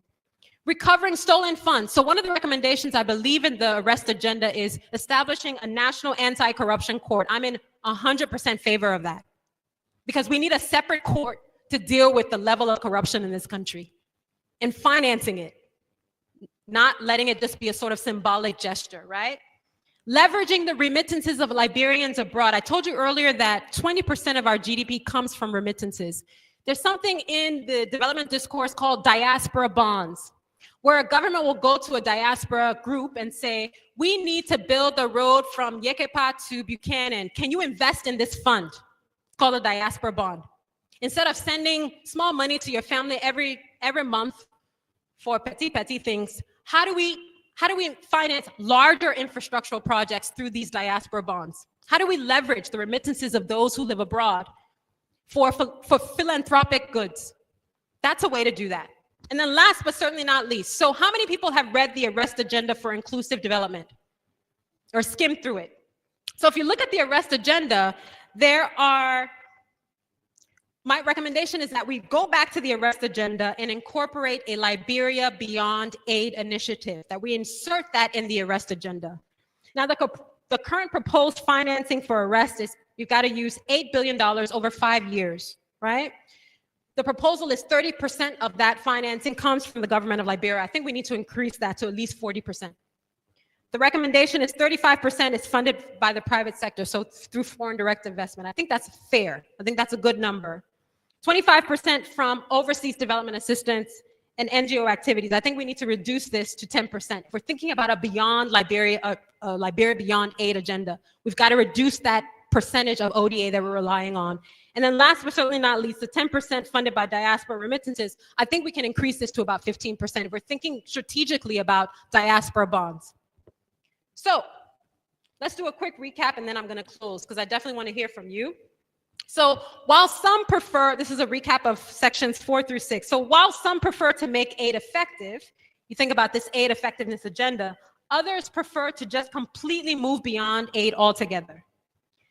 We know that aid effectiveness is an agenda that places the responsibility both on the aid financiers, but also the aid recipients to improve how aid is not only allocated, but also managed and dispersed. We know that this Beyond Aid agenda indicates a transformation, a complete transformation of development cooperation, as it were, with countries in the so-called Global South, Latin America, Africa, and Asia, gradually weaning themselves off of aid. This is a gradual process. We know that it can't happen overnight, but this should be something that we want to pursue, right? Gradually weaning ourselves off of aid because it's not a viable strategy for development. And then last, but certainly not least, aid is not a viable strategy for development for Africa, nor is it a viable strategy for development for Liberia.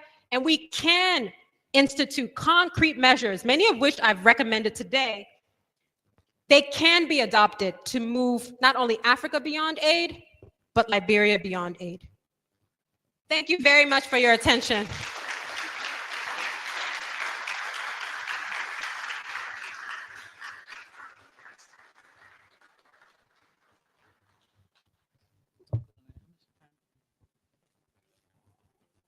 Okay, why don't we open the floor for some questions and answers? I know we're supposed to end at 4, but we can push maybe till around 4:30. Please make your comments short, concise, and to the point. And if someone has already raised it, please do not bring it back up. Yes, sir. Because you were on time today.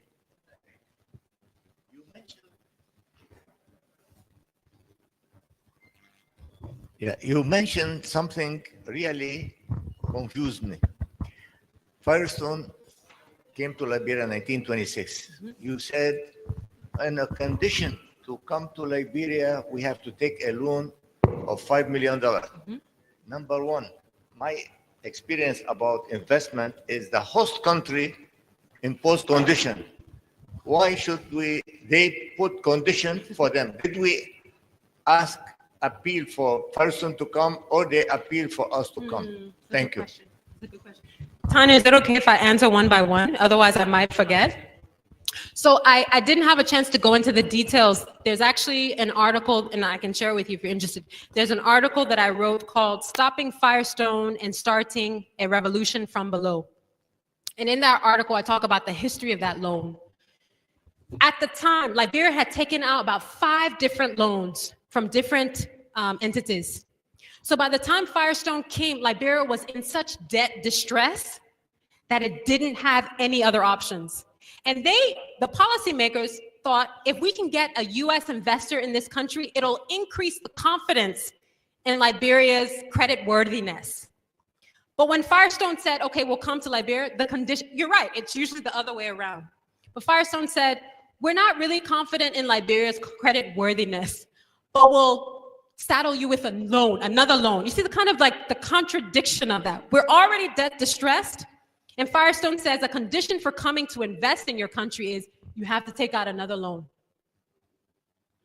So when you hear this story, this is why I'm saying it, because a lot of people are not aware of this history, and we need to be aware of our history in order not to repeat it in the future. That it's almost as if Firestone was very predatory.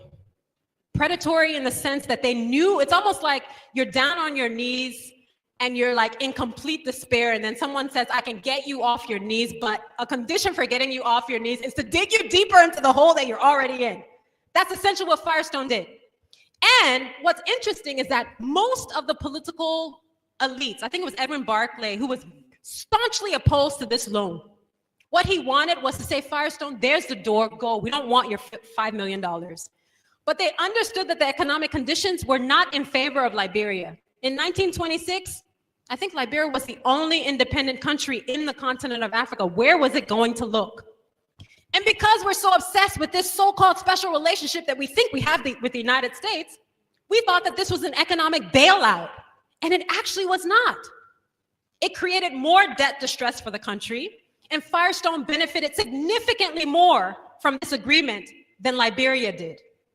So if you understand that history of Firestone, then you understand significantly why we need to be very, very careful about these foreign direct investors, that their bottom line is profit.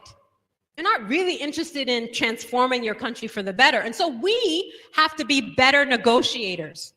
We have to come to the negotiation table from a position of strength, not a position of, oh, we are more weak. Because it's not 1926 anymore. This is 2025. Furthermore, you may not be aware that that loan we took out of $5 million was not paid off until 1957. We took out the loan in 1926. That loan, because remember what I said, interest.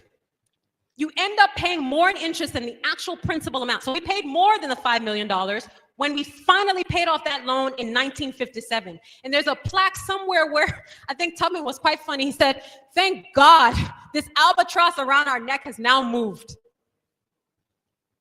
It was like, talk about debt distress.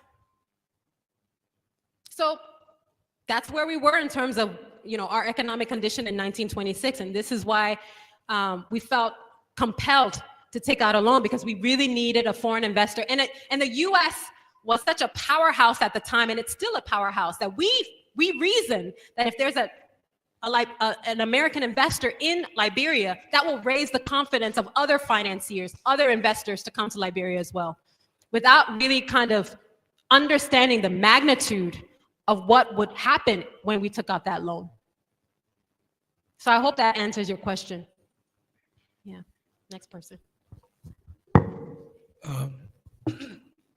Good afternoon. My name is Musa Sharif. Doc, thanks for the lecture. Really informative. I have 3 observations. Ooh, okay. Considering how scholarly this is, Sure. your presentation really, brought them to mind. So if you don't mind, I can say them, but briefly, right? The first observation is on the Paris Declaration. It's interesting how these people, put their recommendations and thoughts. There was a part of it that talked about alignment. So international donors should align with the domestic agenda. So my observation on that is as follows. It is that it presupposes there's actually a national agenda. But in reality, it's there. Because what we assume to be national agenda is actually a replica of what is out there. Take the arrest agenda, for instance. I know for sure that the arrest agenda has about 5 or 6 elements, pillars on which it was built. 4 of those have nothing to do with Liberia. You have the United Nations, SDC, and then 2 of those are equally contesting one another. One is the political manifesto of the ruling party. Then the other is from the people local consultation, which in practice is just a scheme, right? So when the Paris Agreement therefore says we should align national agenda with local agenda, what they are trying to tell us is that align what is real with what looks like what is real. That's the first observation. The second observation is this regards your perspective on the aid radical with a really perspective. I found that really interesting. And it's as follows also. He said, in trying to demolish or abolish the aid model, we must also take into consideration, and I quote you, we also have to look at what is possible. And that, I consider it as an academy. So I want to do a little bit of pushback. Sure, go ahead. I think that that's where our problem has come from historically. We've not looked at what ought to be. And in instances where we've looked at it, we've not gone for it. We've always, in a way, and this is understandable considering our history and our limitations in most ways, we've looked at what is possible. But what if we go for what ought to be, even if it is crazy? You talked about Mo Sankara. And I smiled when he mentioned the prophet. Sankara tells us. Brief. Sankara, okay, the observations you're making are important, so but Sankara tells us some of them. we must reinvent the future, because it took the madman of yesterday to give us the future of today, right? The last one is on the suggestions of revisionism. Anyway, okay, it's okay. Thank you. Those are my observations. No, those are I'll email the third one to you. Those are excellent observations. And this idea of the national agenda sometimes being co-opted by the international agenda is a very good one. So I'll give an example, not about the arrest agenda, but when Liberia had its first poverty reduction strategy, Norris and I were working for government at the time. I'm implicating you. I'm implicating you in this response, Norris. And the thing that really at least shocked me was, in many respects, the poverty reduction strategy was a box-ticking exercise, and was a box-ticking exercise as a condition for debt relief from the IMF and the World Bank, and even some of the commercial lenders, the Paris lenders. And when we did county consultations and district consultations, the people were very clear about what their priorities were. They said roads, they said education, and they said health. You remember that, right, Norris? Roads, education, and health, in that order. And Kofi Woods even talked about this in terms of his critique of the poverty reduction strategy. What did we prioritize? We didn't prioritize education, and we didn't prioritize health in terms of what we financed in that poverty reduction strategy. It was what the donors, the so-called foreign financiers, prioritized in terms of financing, actual financing. The other thing to remember about the poverty reduction strategy was it was a tool for debt relief. Again, if you talk about this idea of adjustment with a human face, so the poverty reduction strategy could be considered adjustment, structural adjustment with a human face, because you're focusing on poverty, pro-poor, as they say. But at the end of the day, it was really about restructuring Liberia's economic makeup such that we could pay off our loans, such that we could pay off our debt. And as a result, it really became co-opted by the international financiers, and it really wasn't a national development at all, a national development agenda at all. It was an agenda by the international financiers that we basically thought was owned by us, but it actually was not. Because if it really were owned by us, the education and the health, in terms of the priorities of the people, would have been financed significantly more. So your point is well taken. How do we it goes back to my speech about this idea of reimagining.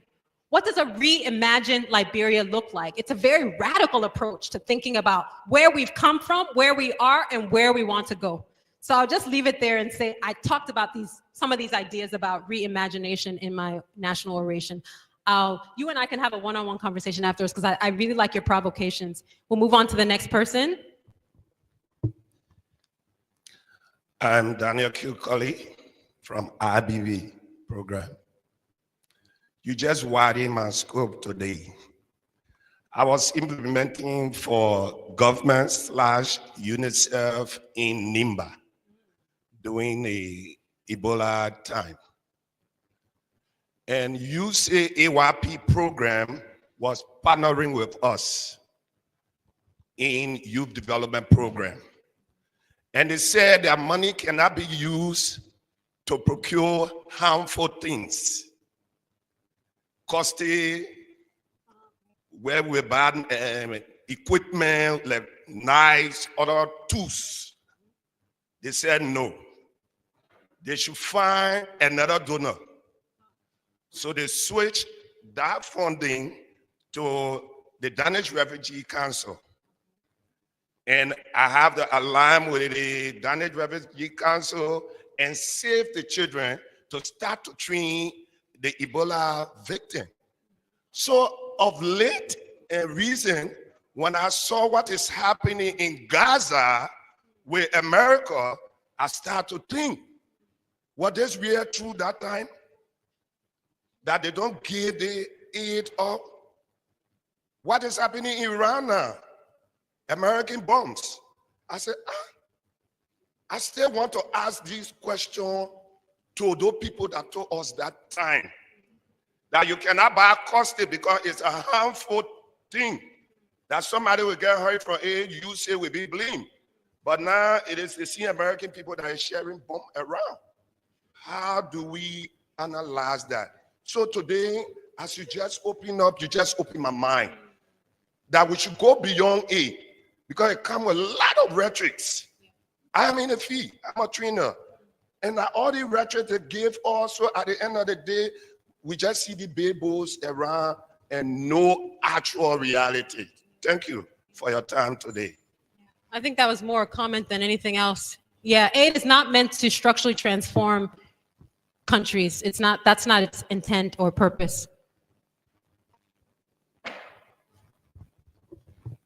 Thank you. My name is John Slaughter Smith Jr. I'm an adjunct professor at the IBB Graduate School, and I teach development policy study and also economics at the MBA program. Let me say thanks for your lecture series. I think initially I thought of just spending an hour, but I have to end the entire lecture series. Let me appreciate you a lot for this. And let me also appreciate the authority at the IBB for taking twice to call you. Let me a little bit dress back and play the devil advocate. You know what I tell my students? No. I don't believe in the devil. I prefer to play the angel's advocate. So maybe you also can play the angel's advocate. Okay. So let me step in a position and see what could you prefer, whether a reform in aid or a reduction in aid. My question is from the background that the Marshall Plan, the actual aim of the Marshall Plan for which you talk about was looking at infrastructural development and human development, human capacity development after the destruction of Europe. In Africa, especially in our countries, aid used for governance, aid used for awareness, aid used for, they are most often used in sectors that are not productive. If you take aid from our entire financing procedure, you will see that we as Liberians do not in any way have the capacity to finance our own development. Again, remittance could be a very good alternative, or remittances are usually used for social development because it comes to individual other than infrastructure development.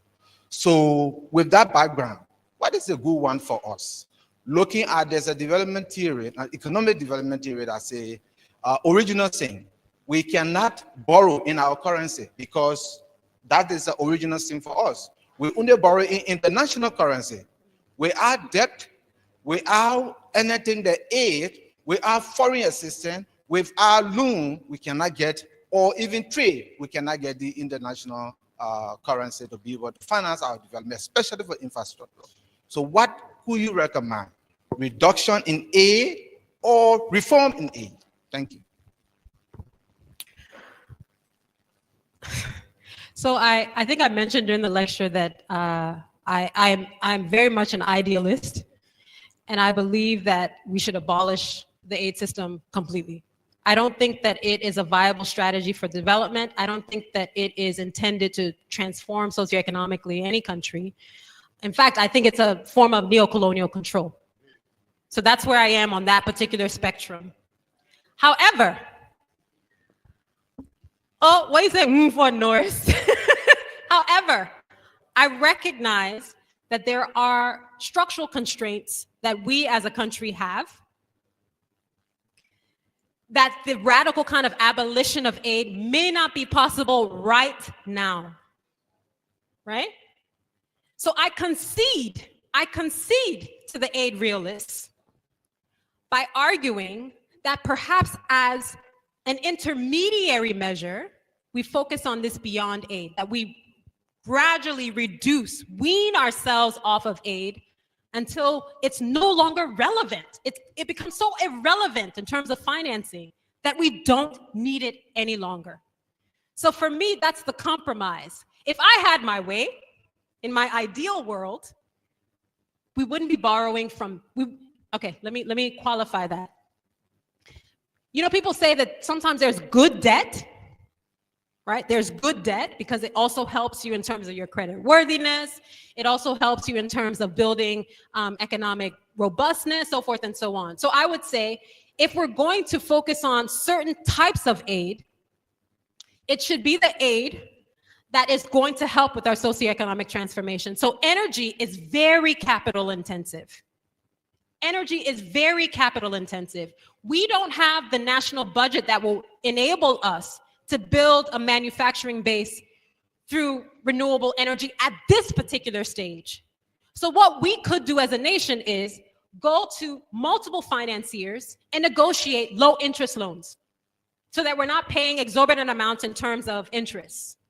And say we're going to use those low interest loans to then invest in our infrastructure, to invest in our roads, to invest in our energy, to invest in our ports as an intermediary measure, so that when our economy kicks in and is doing what it's supposed to do, then we don't need those low interest loans any longer. So for me, I take a realist approach in terms of what can be done now, but my orientation, my ideological orientation is the aid radical from the left. I hope that answers your question. Okay. Can I interject that I'm going to time your questions and or comments to 1 minute, and then I will present time because we really want to hear as many people as we can. Thank you, Tanya. I appreciate that. And I also want to hear from young women in the audience as well. Thank you, Doc. You know, it's a pleasure, and we hope this conversation and this lecture series continue. I'm Pailey Emmanuel Yan, and I'm a student of the University of Liberia, and basically I'm the propaganda chairperson of the Student Unification Party.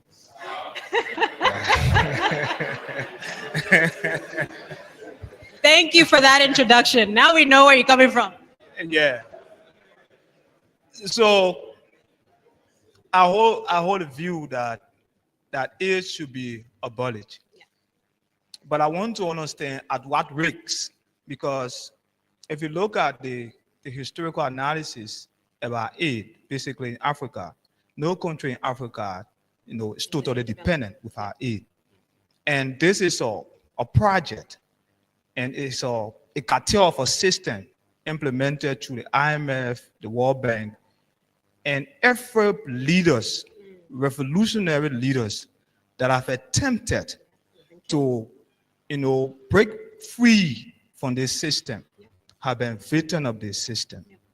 In context with Liberia, a society that is dominantly illiterate, you know, very gullible, at what risks can we, you know, maybe assume that we can venture, and how can we approach these ideas that we can reach at the stage where we may not be maybe, you totally, aviated from aid, but to a level that our developmental priority will not be solely depending on it as it is now. Sure. So I think I answered that question already in terms of my presentation. What do we do? What are the recommendations that we need to institute? I think I answered that question. So I'm going to move on to, I see lots of hands.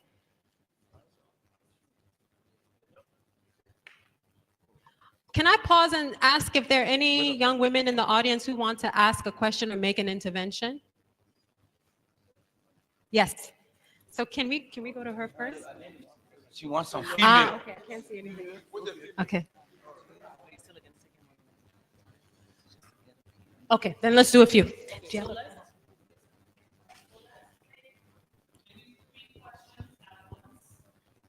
Yeah, sure.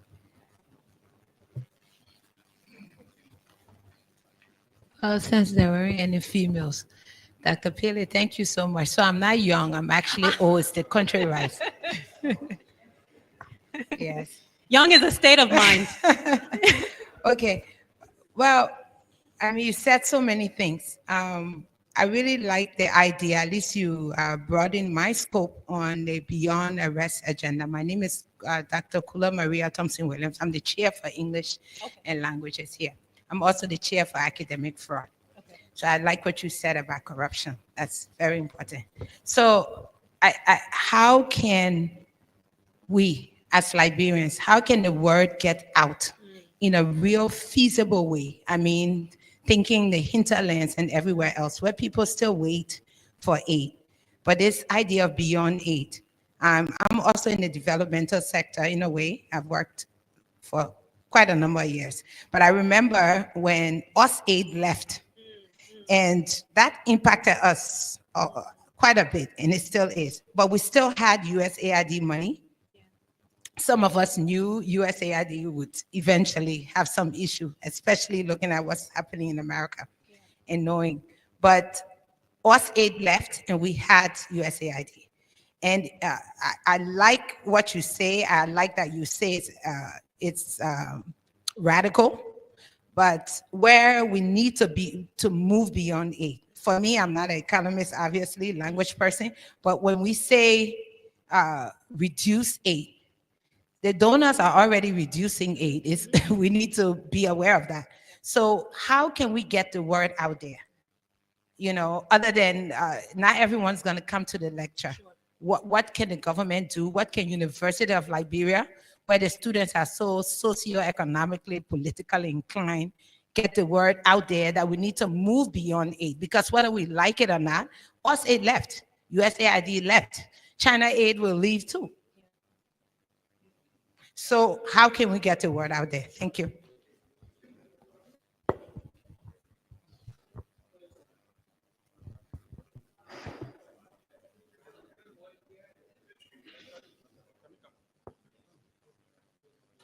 I'm really excited that people are asking questions and making comments. This is great. Yeah, 1 minute. I'm David Kalin. I'm a student of leadership and governance. I'd like for you to reflect on your definition of aid. Because during the aid period when we were growing up, the role, in my view, the role the missionaries played in the era of education was vital. The missionaries created some of the best institutions in Liberia.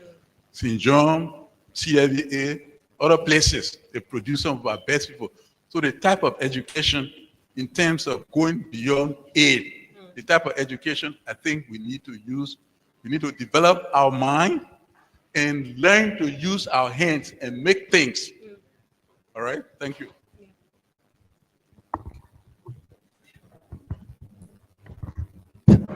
I'm Assistant Professor Nyankwe from the School of ABB, International Studies. Thank you very much, Sister Pailey, for this beautiful expose. We are very happy to have her here with us because this is the kind of lecture forum we'll be praying for to enlighten the minds of our brothers and sisters in this country. But let me tell you, she says she's from the radical school when it comes to aid, and I'm from that school. I want to ask her a question because somebody raised question there that how do you think we can leave aid when we are green in aid? Everything about all is start to aid. Let me bring it down. A woman is married to a man who has money. She's abused in the marriage. She's your sister, she's your aunt, she's your everything. You are getting little things from the man, from her through the man. Will you prefer your sister to die in that marriage because you are eating from there, or you will ask your aunt to leave that marriage so that you can live normal life? We get to answer our own question. Thank you.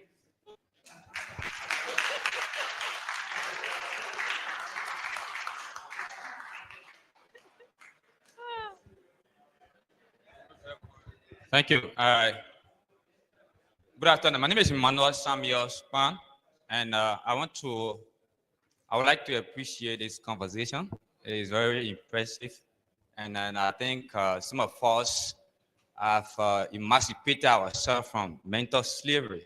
And what is happening now in our country is compound complex. Sometimes we ask ourselves, what is the difference between people who go to school and people who did not go to school? Especially at the time when I heard the finance minister, when you say left the country, the finance minister said to our people, there's a need you go to church and mosque to pray so that you can come back, because you contribute about 50 to 60 million dollars to our national budget. And I was like, wow, there is something wrong with us. Because if the minister of finance can tell us to go to church, to go to mosque and pray, what comes to my mind as a young man is that, church and mosque, these areas, they were just, brought them to just distract us from the real issue. That's what comes to my mind right away. Because it's not normal that a minister will tell us to church and pray for people to come back with their taxpayer money. A recent European Union gave us, I think, about $40 million grant. They call that grant. And I asked myself, why you give us grant when you have more people sleeping in the street in your country than even Liberia? There are more people sleeping in Europe in the street than Liberia. Why are you giving us grant? Why are you giving us free money? And so I said to myself, it's not free money. So I want to appreciate. Thanks so kindly. And this conversation, I think there's a need. We expand it. Let us go to high school. Let us make it big so that because our problem is, we are not informed. Thank you so much. Yeah.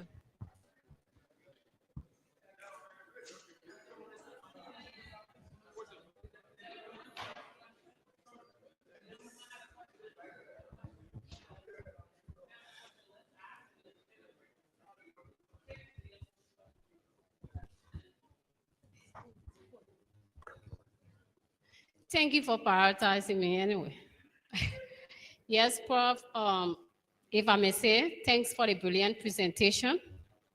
I've learned a lot, but basically my attention are being drawn to the issue of aid. I overheard you saying that you wanted to be eradicated from your school of thought. But one of my professors said to me, aid doesn't only include money. So basically, even persuading people to come on your side and do certain things for the benefit of your country is a form of aid. So now to my question, do you think if aid is eradicated, Liberia will have that privilege in order to have such things done in our country? Thank you. Sure. Oh, okay. Lots of really, really great questions. I'll try to cluster them together so that I'm answering multiple questions simultaneously. I think people are intrigued about this idea of eradicating aid, whether or not it's actually feasible or desirable. But I love that analogy you just made about this idea of an abusive relationship. In many respects, Liberia has been in an abusive relationship with financiers, some financiers, but it's also been in an abusive relationship with itself. Right? So the elites in this country are in an abusive relationship with the vast majority of people. In the same way, Noah, you're the only person who's clapping for me. The elites are in an abusive relationship with the citizenry in the same way that Liberia as a nation is in an abusive relationship with other nations. And so I think I like that analogy of thinking about the aid relationship as one of abuse, because at the end of the day, it's really about extraction. I told you earlier that aid is not free money. And if there's anything you leave this room with, please, that's the message that you want to leave with, that it is, what did Ilham Kapoor call it? Fraudulent kindliness. It is fraudulent kindliness. So it pretends to be humanitarian, it pretends to be altruistic, but it actually serves the interests of financiers significantly more than it does the so-called recipient. If there's anything you learn, just remember that phrase, fraudulent kindliness. There's no such thing as a free lunch. So while the so-called financier is giving you this, they're also taking significant amounts of resources from your country, right? In terms of how do we move beyond that abusive relationship internally, but also geopolitically, transnationally, I mean, it's all the things that I talked about. Increasing your revenue base, reducing waste, adopting a minimalist approach. And I think one of my frustrations with us as Liberians is we often point the finger at government as if the government is the only entity that has a role to play in moving beyond aid. How many of us pay our real estate taxes? There are not enough hands. How many of us pay our income taxes? Well, I mean, I think income taxes are kind of automatic, but real estate taxes. Okay, that one you can pay. Okay.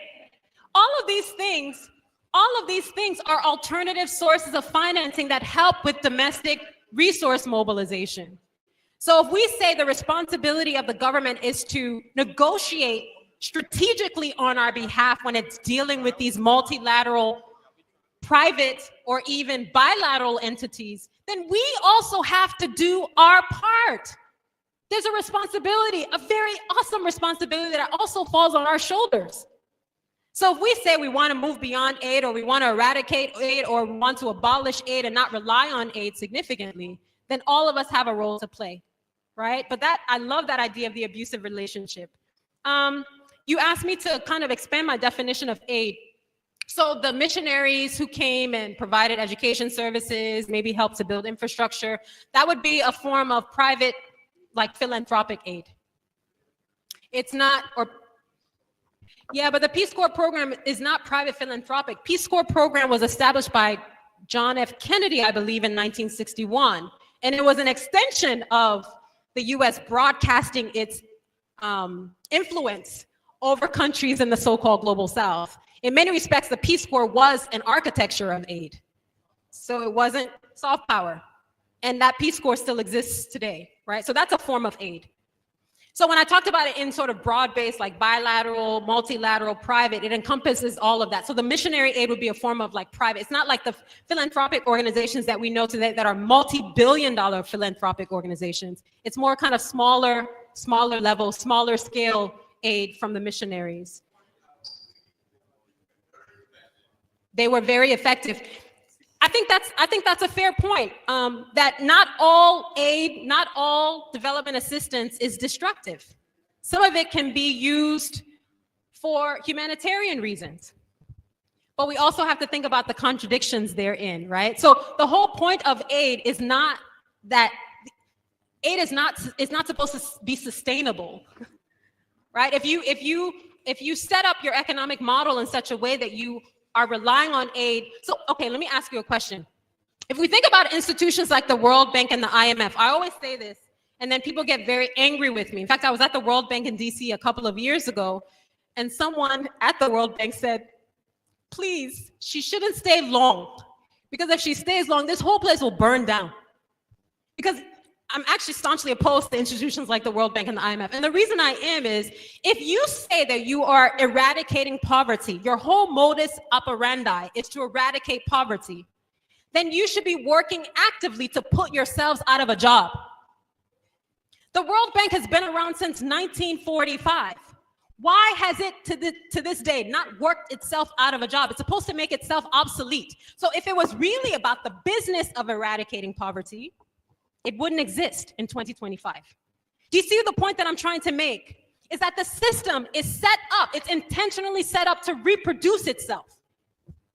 And if we understand that, if we understand its purpose and its intent, then we'll be very, very uncomfortable with the idea of abiding by the dictates of these institutions because they don't mean well for us.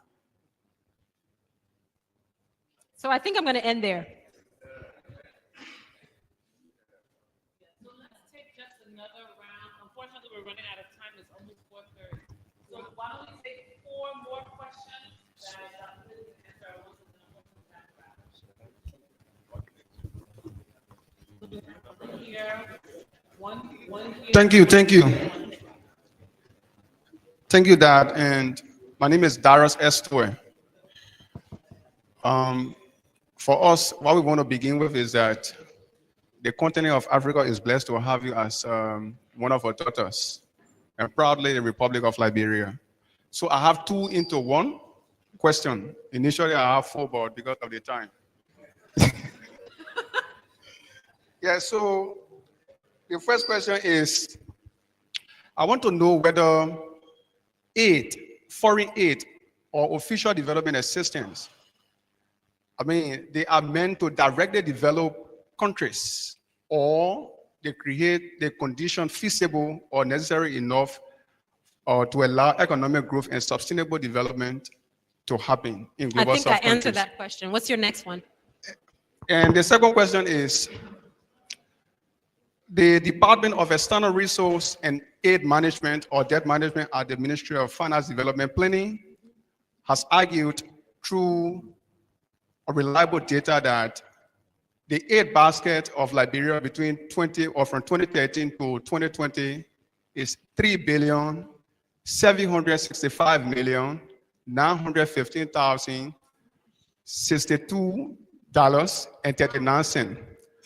Now, this particular money affected sectors like education, agriculture, rule of law, accountability, transparency, and the other sectors. But today you see those sectors that this particular money affected remains seriously challenged. So my thing is, what is actually lacking in your perspective? What needs to be done? So I think I answered that question as well in terms of, even my last response was that the system is set up to reproduce itself. It's not set up to change or transform. It's set up to reproduce itself. So if the likes of USAID and GIZ and DFID were really, really interested in reducing poverty, they wouldn't exist in their 21st century manifestation. That $3 billion that you quoted, we have to be very wary of that figure. Remember what I said, don't just accept figures. The first question you should ask yourself is, where was that money transferred? How was it channeled? Did it go through the national budget? No, it did not. Did it go through implementing partners? How do you break down, how do you disaggregate this $3 billion? What was it used for? So anybody gives you a figure like that, be very suspicious. By the time my students have finished listening to this lecture, they are so suspicious of aid. And I think that kind of suspicion means that you've reached a certain level of conscientiousness about what this aid industry, what this aid architecture really is intending to do. It's not about socioeconomic transformation. It's not about change. It's about reproducing itself so that it can continue to extract. I hope, please, nobody should ask me the same question over and over again, because I think I've answered that question already. Yeah?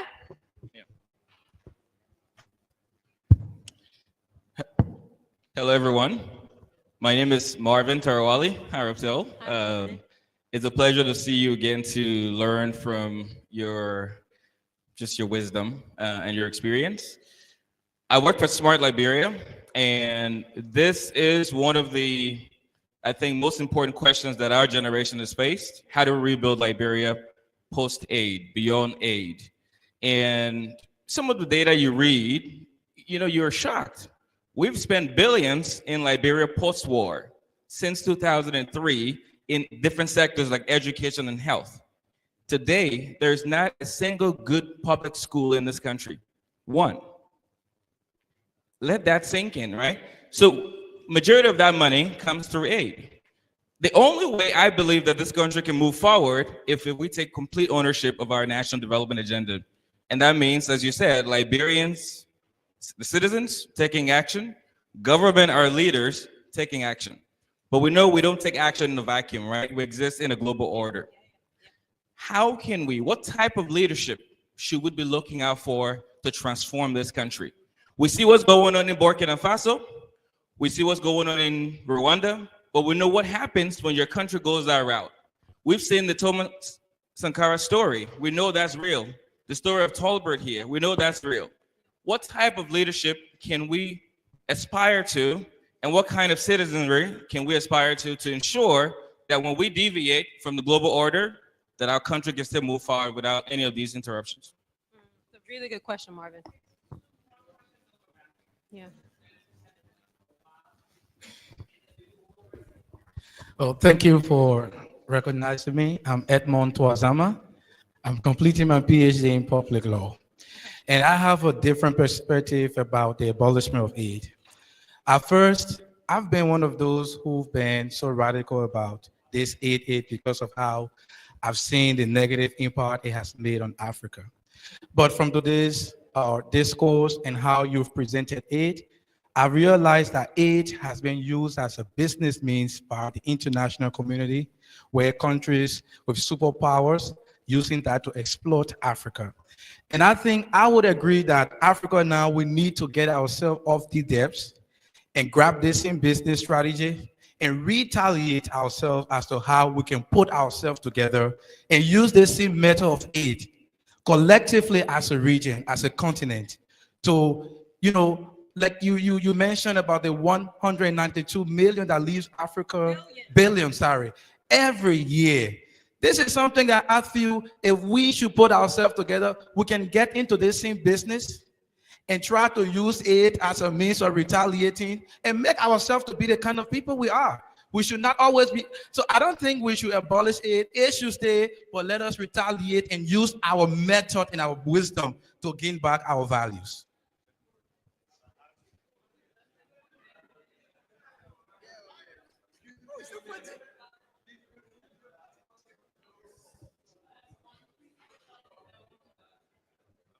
Thank you very much. I'm Ibrahim Khan, and I appreciate that you're up there links like myself, but unfortunately, I'm not an radical against A. What are you? Are you reformist? Reformist. I believe that A is not totally bad. We need a reform in A. And I believe it has worked for some countries around the world. But unfortunately, your data did not indicate that. The Koreans have a model called Samwa Undong.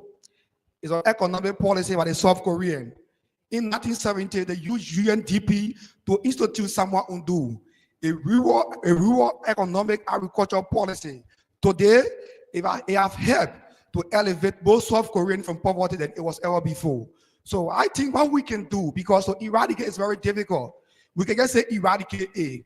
How do we eradicate A? How do our economy survive without A? But we can use a reformist method to reduce A, and gradually we can have a slow pace in A. Thank you very much. Yeah. One last? Yeah. Thank you. My name is Peter Fokwaye Zogolizeze. I teach at the University of Liberia in the Department of Sociology. If we can all just listen to the speaker. Okay, so I think I've introduced myself. I hope you can get me very well. My concerns really I'm a security man by profession. All right, my concern has really been drawn to the issue about aid and its discontent as you develop it. And my concern is about post-colonial Africa.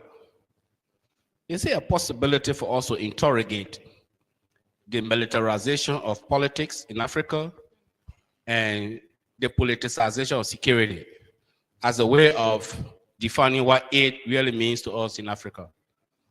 Thank you. The last question was a very, very big one because military aid, in fact, what's interesting is that military aid budgets sometimes even surpass humanitarian aid budgets. And And the sort of military assistance is strategic, right? Because a lot of countries in the so-called global north want to protect their investments. So they'll increase military assistance, military aid to certain countries to ensure that they have a presence. So there's increased US militarization in Africa. There's a reason for that. The reason you have increased US militarization in Africa is because the US government is trying to protect its investments in different parts of the world. You know that boycott has just been invited to the United States. We need to be very, very wary of that.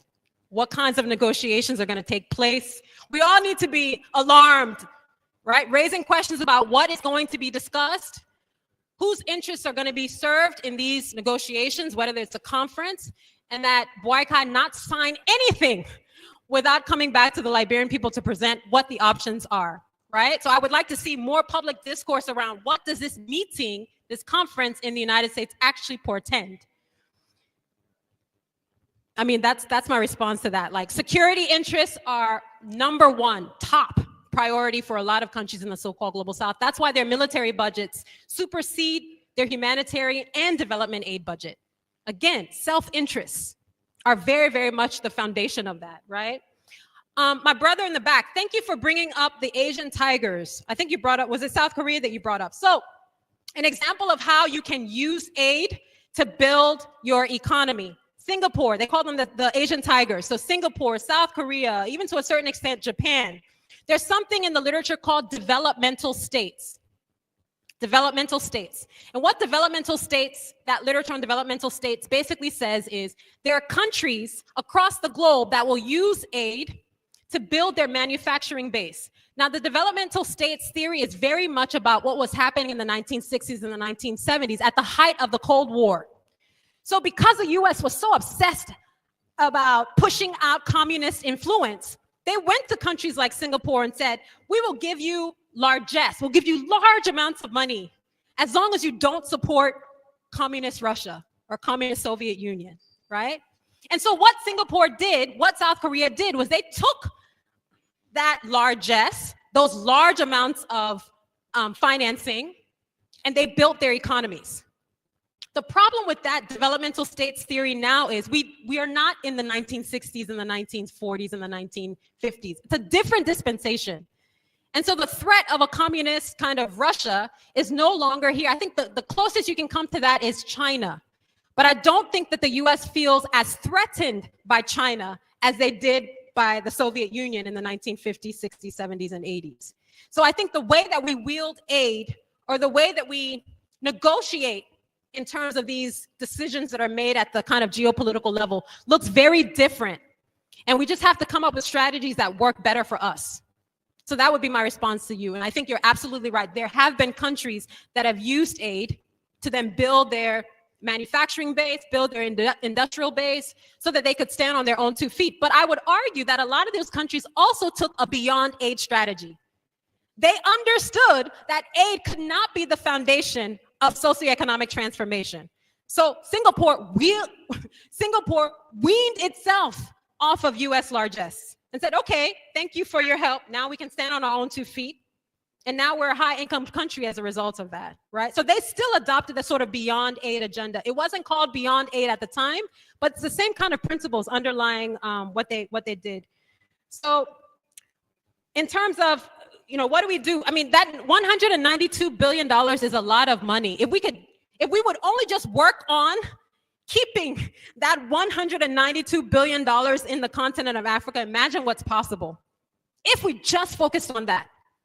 The $30 billion that's coming in on an annual basis through overseas development assistance, it's dwarfed by the 192 that leaves the continent on an annual basis. So if we just focused on how do we keep that $192 billion in the continent, I think we won't even be thinking about beyond aid. We'll be talking about abolishing aid.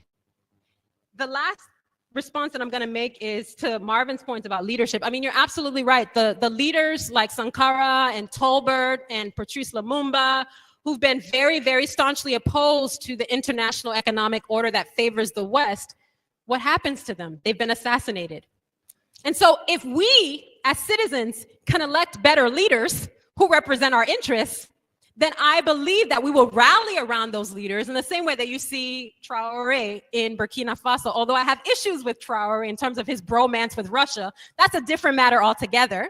But if we elect leader, and also he wasn't elected, he came in through a coup. But if we elect leaders through the democratic process that we believe fundamentally are going to represent our interests, then it becomes our responsibility to rally around them such that any external force that tries to eliminate them, they have to reckon with us as citizens. That's but the onus is on us to figure out who these leaders are and elect them so that they can serve our interests, right? That's kind of my solution. Oh, I didn't answer your question about how do we spread the message. I think we really need to start in primary schools. That sort of radical reconfiguration of the mentality of people in this country, always waiting for somebody to come and save us. We are the ones we have been waiting for. We are the ones we have been waiting for.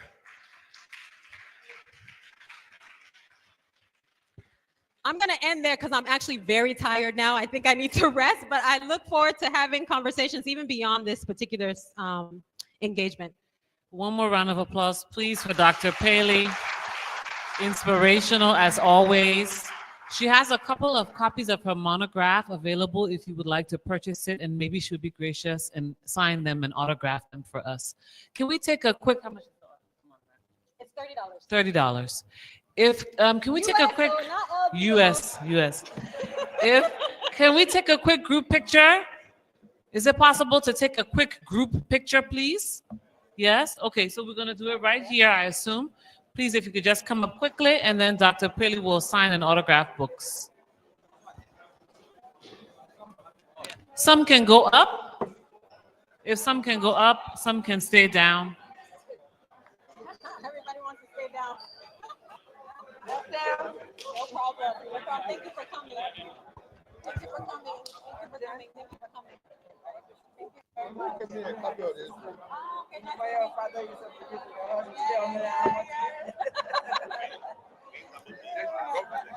Yes, well, no, I agree. I was not here when you gave your words. I was sitting.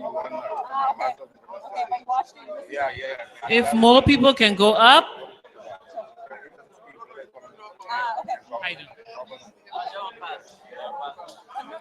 We'll get as many as can fit.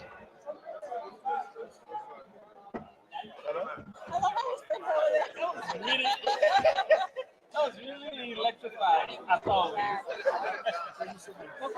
Thank you. And Mike. Take this water out of the way. Yep, that'll do.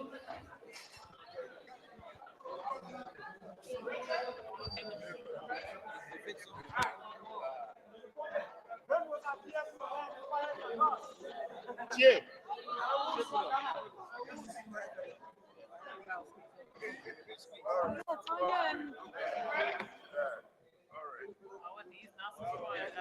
You should all say beyond aid. Beyond aid.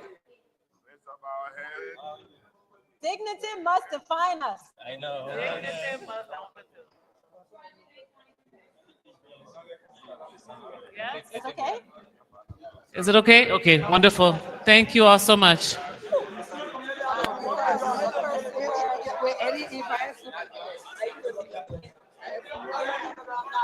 Always have debates about fighting. Yeah,